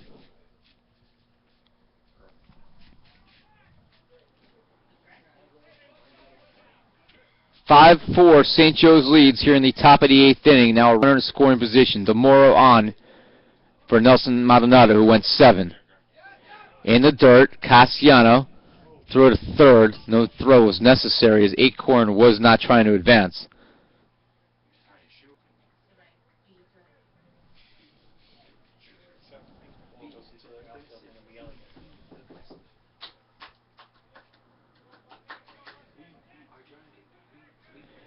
Wow, Gothic Knights bowling team has rallied. They're going to Game 7 against LIU. They were down 2-0.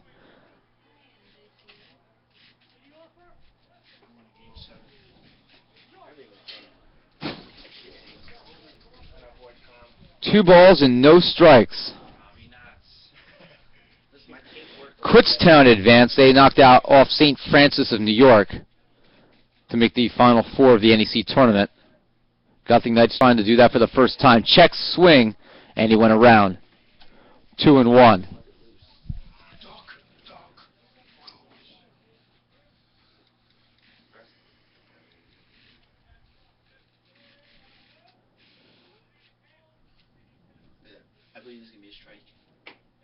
As a ball, it's ball 3.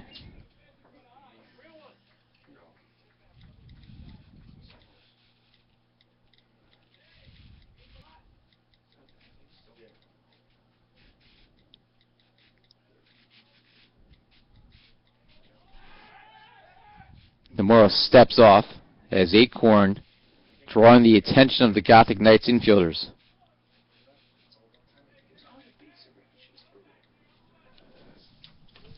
Three balls and 1 strike. 2 outs. DeMoro with a runner at second base deals. And it's outside for ball 4.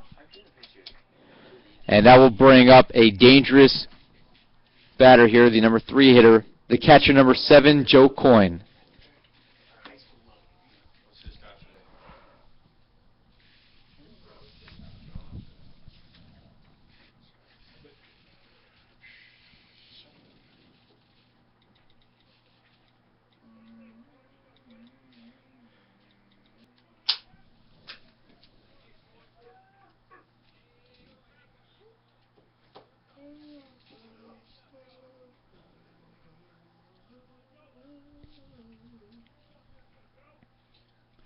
DeMoro against Coyne here, and the first pitch is a called strike.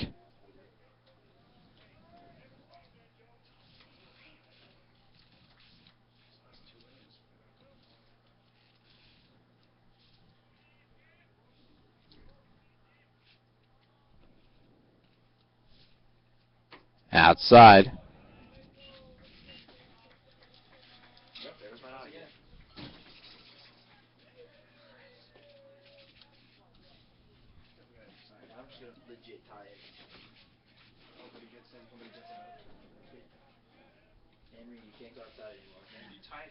One pitch.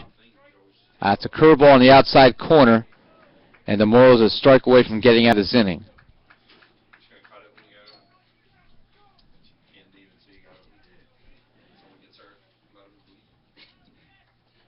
One ball and 1 strike. Coyne at the plate. 1 hit day and 4 trips to the plate. And a time called.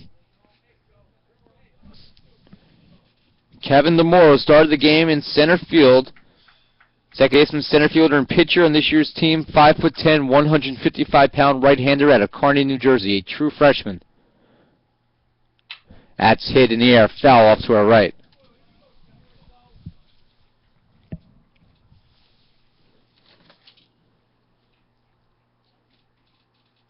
True freshmen on this year's team are Stefan Segan, Kevin DeMoro, and Matt Wagner. I believe they're the only 3. As the Gothic Knights have a number of new players that are transfers, primarily from junior colleges.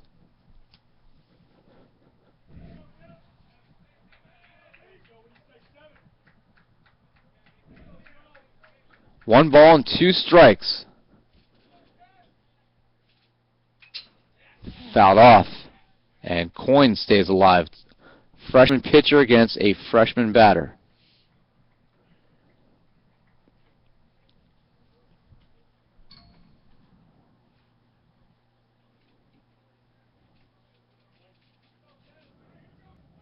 One ball and 2 strikes.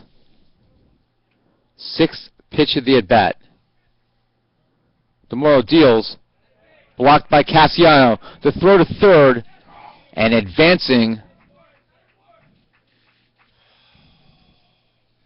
is Acorn. But stays put at first. But it's 2-2. St. Joe's looking for some insurance here in the top of the 8th inning.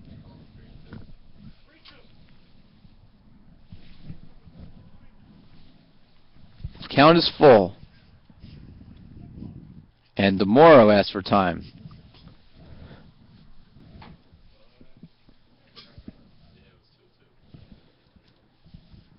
Now they're going to have a conversation about the count, as we have 2-2.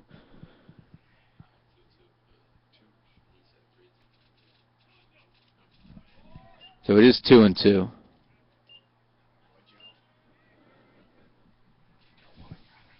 And Joe Wadicka got a little help from Steve Callahan, and umpires got together and got the call right. So it is indeed 2-2. We were right the first time. They're trying to delay it steal here, as they're watching, and they make the play. They make the play as Pete Citizen was able to run down.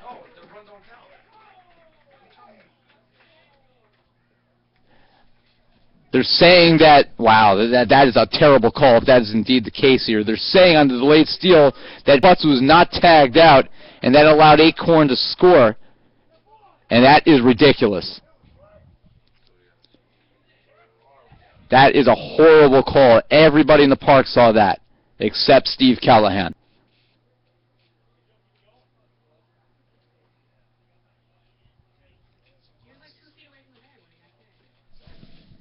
How do you miss that? I do not know.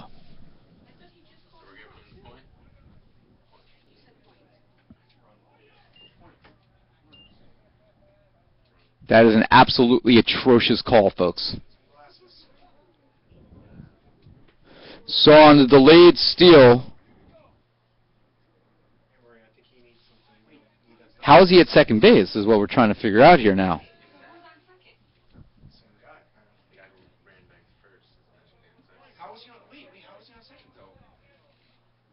I don't even know how to score this, to be honest with you.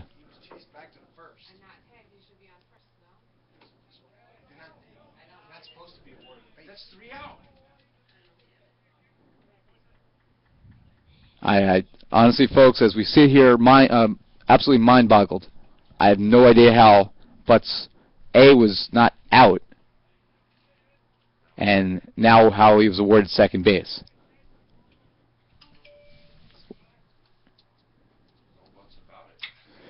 Hit in the air, center field, Patterson drops back and makes the catch, and that does end the inning.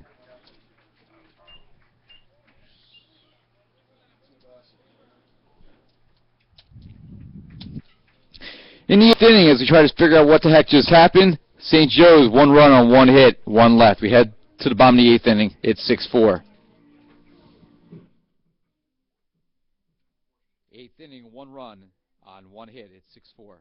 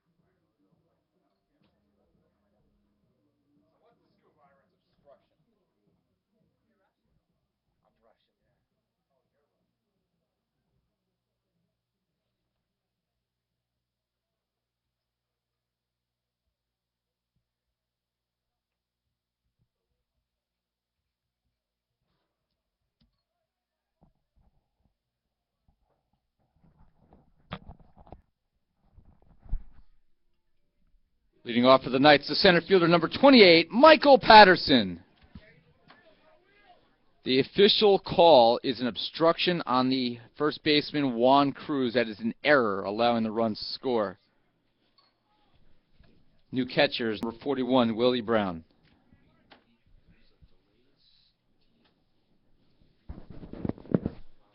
Ground ball, Acorn gathers, throws in the dirt, and Patterson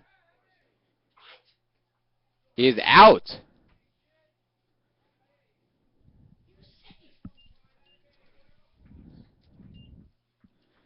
So Patterson tried to go in head first, and the throw just beat him to the bag. The first baseman, number 21, Juan Cruz.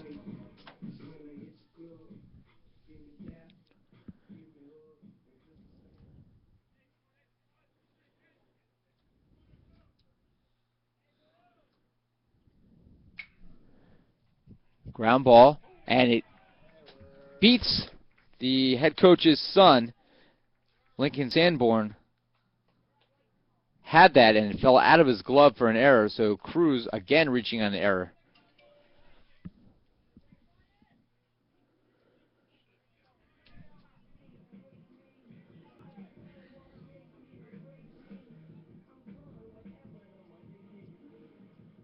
All right, so we're going to have to go back and make a couple changes on that last run by St. Joe's to make that unearned officially. So an E5 fielding error, Cruz reaches, and that will bring up the third baseman, Brian Bastillo, who we will announce momentarily. Third baseman, number 19, Brian Bastillo.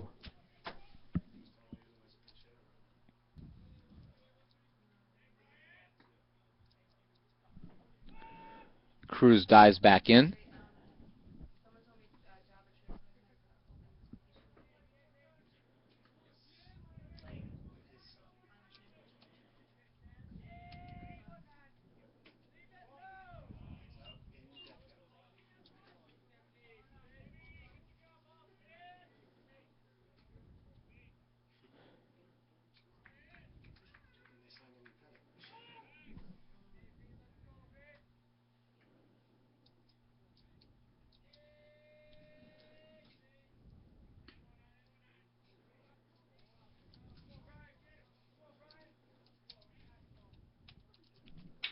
Ground ball to Bastillo. Could be two. Acorn for one. Cruz sliding in very hard there at second base, and Bastillo beats the throw down the line. There was, in fact, no throw made. As good decision there by Chase to eat the ball. All right, so officially we're scoring this as we go back. It's an error on the first baseman, Juan Cruz, and obstruction.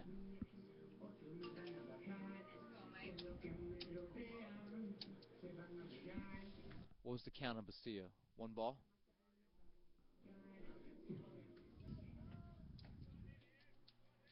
So Bastillo reaches on a fielder's choice. Cruz is retired 6-4. And the catcher, Mike Cassiano, swings and misses. And with Ryan Winters limping off the field in game one, you have to think Mike Cassiano is going to see a lot more time behind the plate. The catcher, number 41, Mike Cassiano. But his bat is not caught up to his defense. He's hitting 158. And NJCU trails 6-4 here in the bottom of the 8th inning.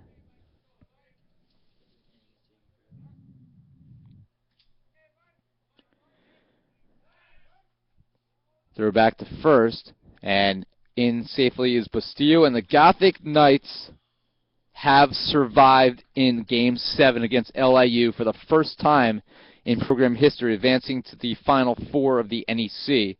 And I believe NJCU will take on undefeated Sacred Heart.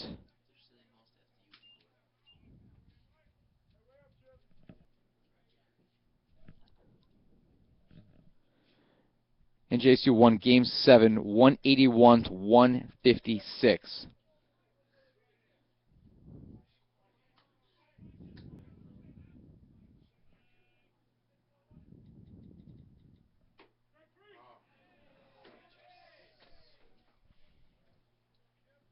And Cassiano called out looking, and the inning comes to a close, and the Gothic Knights cannot capitalize on the one-out error. And we head to the ninth inning with St. Joe's leading 6-4. NJCU has left 6 on in this game. St. Joe's has left 9, but St. Joe's has a 2-run lead.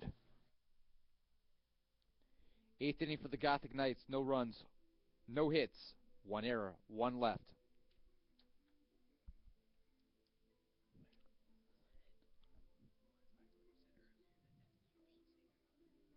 No, never said that.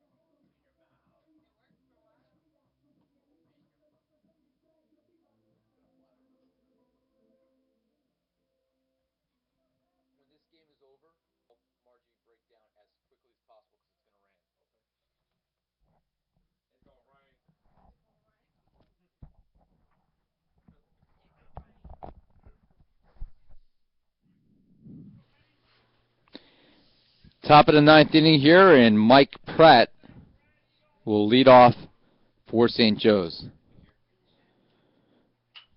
That's hit in the air. Foul. Cruz give it a look, but it's out of play.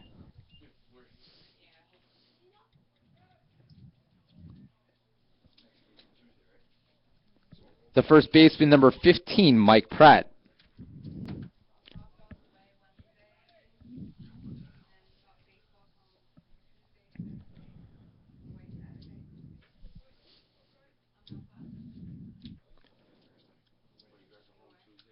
Gothic Knights, this is game 4 of a 6-game homestand. They're home tomorrow morning at 9 a.m. to complete this 3-game series. On Tuesday, they will finish off the homestand against John Jay. That is grounded foul.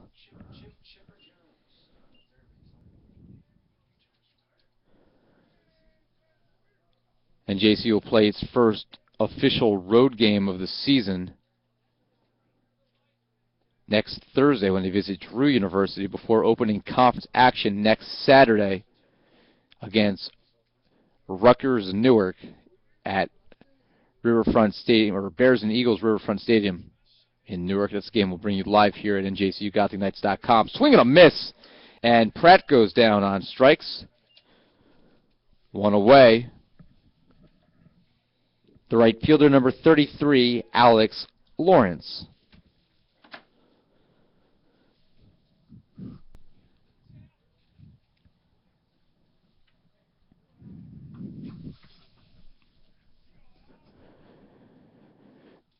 Lawrence hitting .361.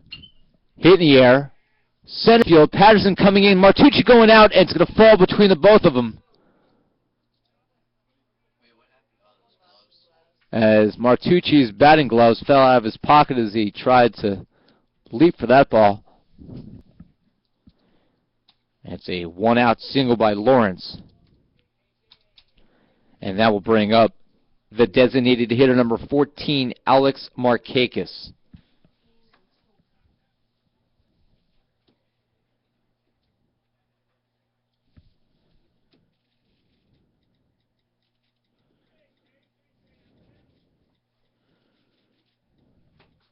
And first pitch, Markakis is a strike.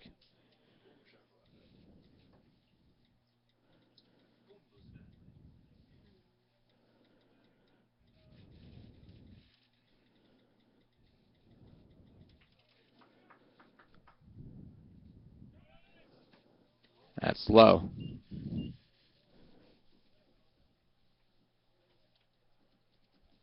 One ball, one strike. Top of the ninth inning. One out. 6 runs, 10 hits, 4 errors for St. Joe's. The Gothic Knights have returned the favor with 4 errors of their own on 4 runs and 7 hits.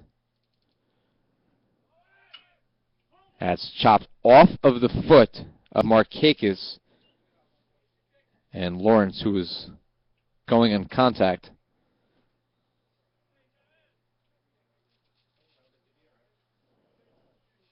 Returns to first base. 1 ball and 2 strikes.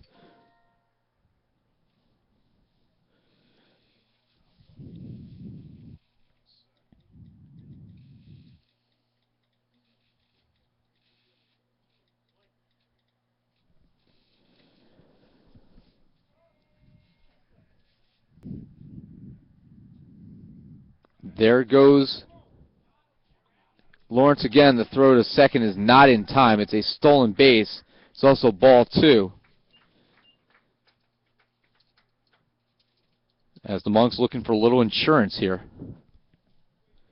And you would have to believe that should this remain a close game going into the bottom of the ninth inning, that we're going to see Nagel again. Kyle Nagel had the save in game 1. Mike Cassiano, the catcher for NJCU, asks for time.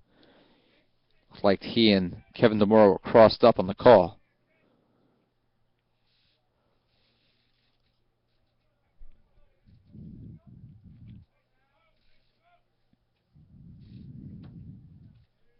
Two balls, 2 strikes. DeMoro deals. Again, it's fouled off. And the same foot.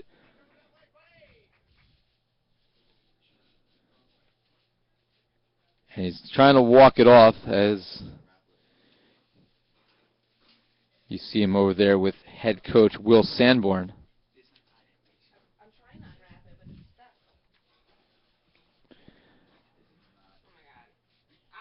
In the press box here,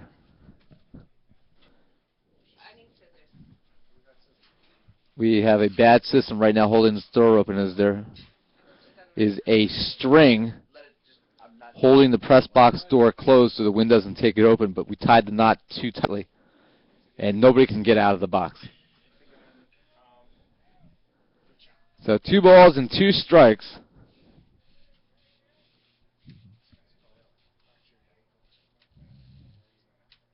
Swing and a miss. Big strikeout by DeMoro as the door finally swings open again. Boom. 2 away, and that brings up the third baseman, number 44, Lincoln Sanborn.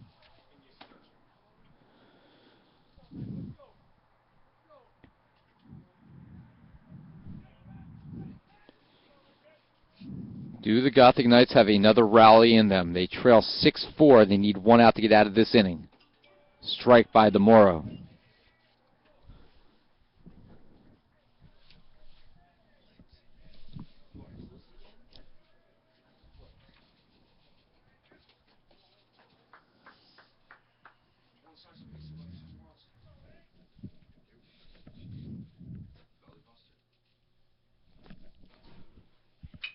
Ground ball. Martucci's there. Throw should end the inning. And it does. And we head to the bottom of the ninth inning. Ninth inning for St. Joe's. 1 hit, 1 left on. Last chance for NJCU. Due up. It'll be 9 1 and 2 hitters. DeMoro, Martucci, and Senizin. For the Gothic Knight, say for St. Joe's in the top of the ninth inning, 1 hit, 1 left on. We head to the bottom of the ninth inning, 6-4 St. Joe's.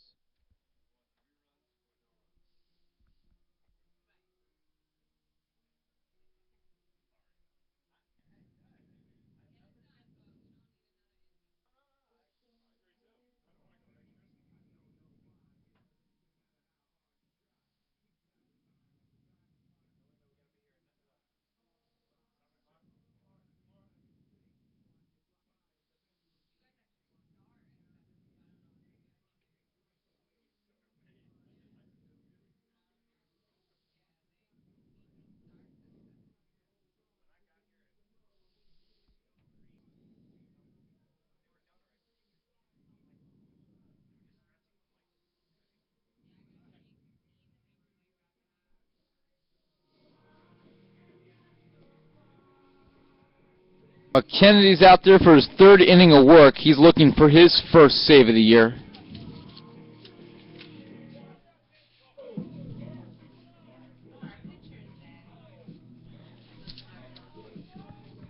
Leading off the pitcher, number 20, Kevin DeMoro. So a rare chance for a pitcher, although he started the game as the center fielder to bat here, and DeMoro showing bunt. It's fouled up, diving, and unable to make the catch as he rolled into the screen was catcher Brown. Willie Brown, a sophomore from Fayette, Maine, 5'10", 170 pounds. DeMoro in today's game is 0 for 3. He reached on a fielder's choice and later scored a run. Still looking for his first hit of his college career.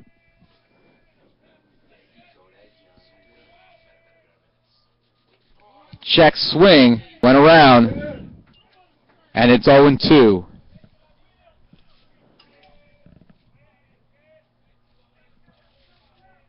Mike Martucci is on deck. Ground ball, Acorns there, racing down the line, and DeMoro beats the throw. His first career hit, and he had to run as quickly as he could to beat that throw deep in the hole.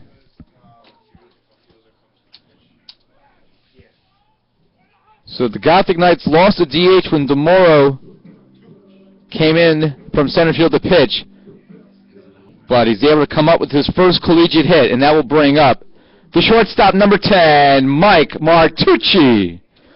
Mike Martucci hitting .375. He is 2 for 4 today, 2 singles, and a run scored. Hit in the air, left center field gap, but coming over and making the catch is Martin for the first out. Martucci hit it well, but not into enough space.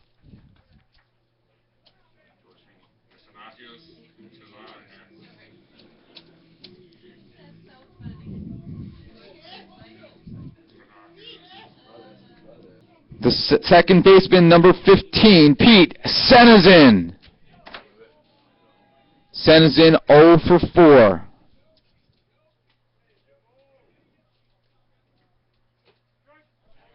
As a called strike. NJCU down to its final 2 outs. If they lose, it will be the 7th time in the history of this series. 10 games would now be that they've lost by 3 runs or less. Can't win these close games. The 0-2 pitch. That's fouled off. Pratt's going to give a look, but it's out of play. Onto the soccer practice field.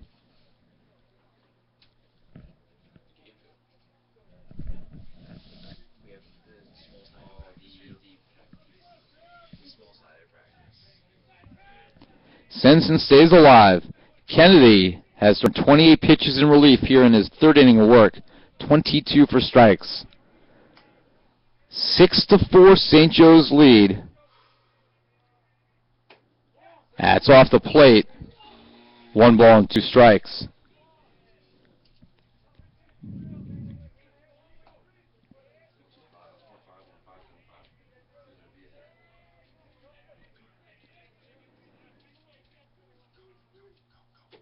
Inside 2-2.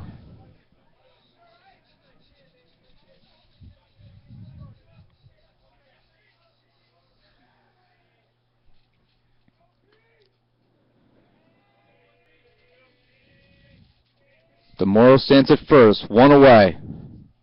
Curveball way off the plate, and the count is full. And if Senazin can get on here, he would represent the tying run, with Andrew Rivera on deck.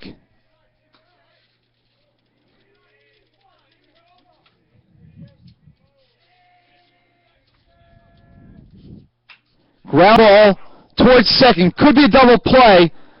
He looks to second base. Chase did not have enough of a grip on that ball to have a chance, so they go to short wave for the first, 2 first for the second out as Senazin is retired. DeMoro goes to second. And coming to the plate, the left fielder, number 1, Andrew Rivera. We'll have a visit here from Will Sanborn, the head coach. And that's going to be it for Kennedy. I thought he would leave him in here and try to get the save, but instead they are going to go to Steve Carlberg, a freshman left-hander, 5'7", 155 pounds, who's going to try to get a one-out save. Carlberg has made 3 appearances, all in relief. Has a 3.86 ERA in 2.1 innings, allowed 1 run. It was earned with 3 hits against, 3 strikeouts, 1 walk. One of his 3 hits was a double. Opponents have a .333 batting average against him.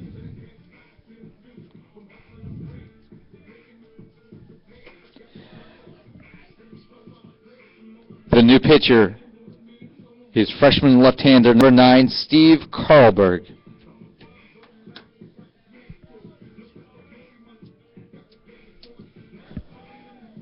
So Andrew Rivera, big spot here, 2 away.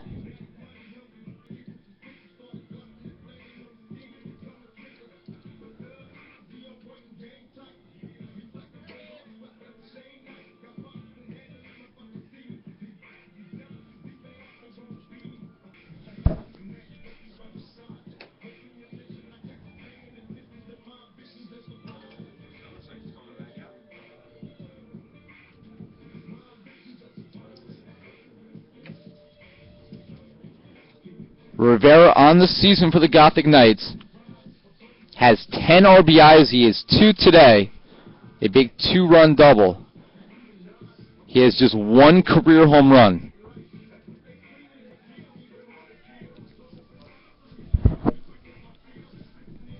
The wind is blowing from left to right.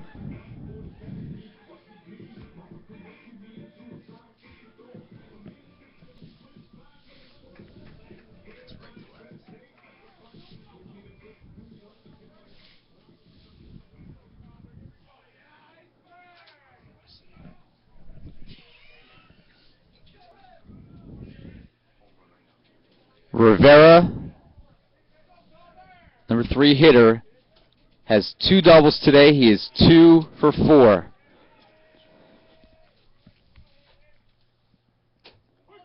And a fastball on the outside corner.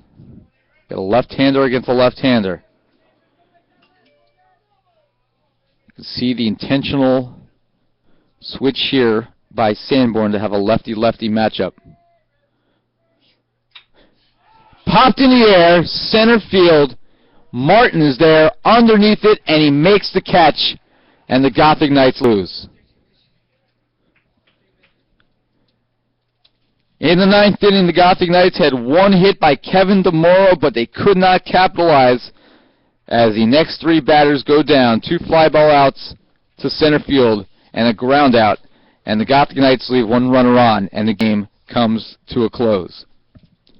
In the 9th inning for the Gothic Knights, no runs on 1 hit and 1 left on base.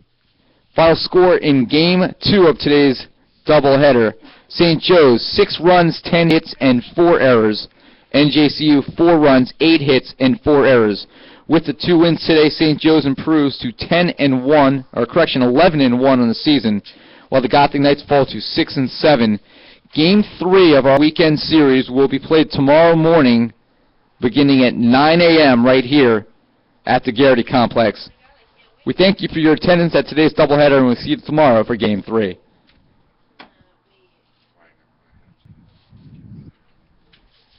So we take a look at the final stats here today. And actually, we'll be back just 1 second. I want to check on one thing with the camera, and then we'll give you the final stats for today's contest.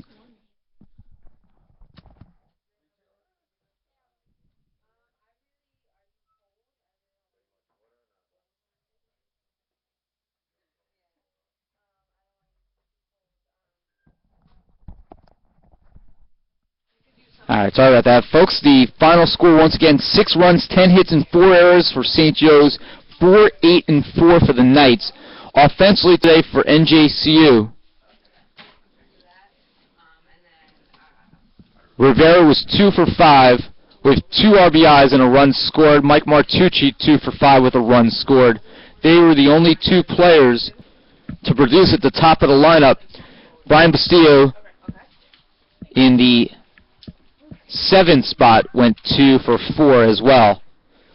NJCU led 2-0, 3-2, and 4-3, but St. Joe scored the final 3 runs of the game to hand Nelson Maldonado his first loss of the season. He falls to 1-1. In 7 innings, he allowed 5 runs, 2 were earned, 4 strikeouts, 3 walks, 8 hits, over 126 pitches. Kevin DeMoro, through the final 2 innings, allowed 1 unearned run and 2 hits. He struck out 3 and walked 1. For St. Joe's, 3 players had multiple hits: Pratt, Markakis, and Brown, each with 2 hits.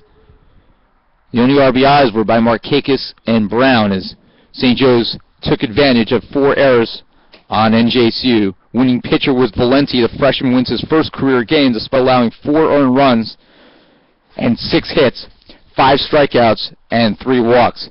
Kennedy was in line for the save as he went to final 2 2/3, leading up to Carlberg. Kennedy struck out 2, did not walk a batter, did not allow a run. He allowed just 2 hits before Carlberg came in for the lefty-lefty matchup, and he does indeed earn the save, his first of his career. So our final score in Game 2 of our doubleheader today, St. Joe's defeats NJCU 6-4, 6 runs, 10 hits, 4 errors for the Monks, 4, 8, and 4 for the Gothic Knights. NJCU falls to 6-7. St. Joe's, 27th ranked team in the country, improves to 11-1 and extends their hitting streak to 8. And this is now the 7th time that a game in this series has been decided by 3 runs or less. We'll be back on the air tomorrow morning at 8:55 a.m., weather permitting, as NJCU and St. Joe's of Maine concludes this 3-game 4th annual weekend series. Special thanks today to our camera operators, Margie Alfano and Tom Krichkowski. Final score, once again, St. Joe's defeats NJCU by a score of 6-4 for everyone at NJCU Athletics. I'm Ira Thor saying thanks for watching today's broadcast of NJCU Baseball here on the Green and Gold Network. Until we talk to you tomorrow morning, be well, everybody.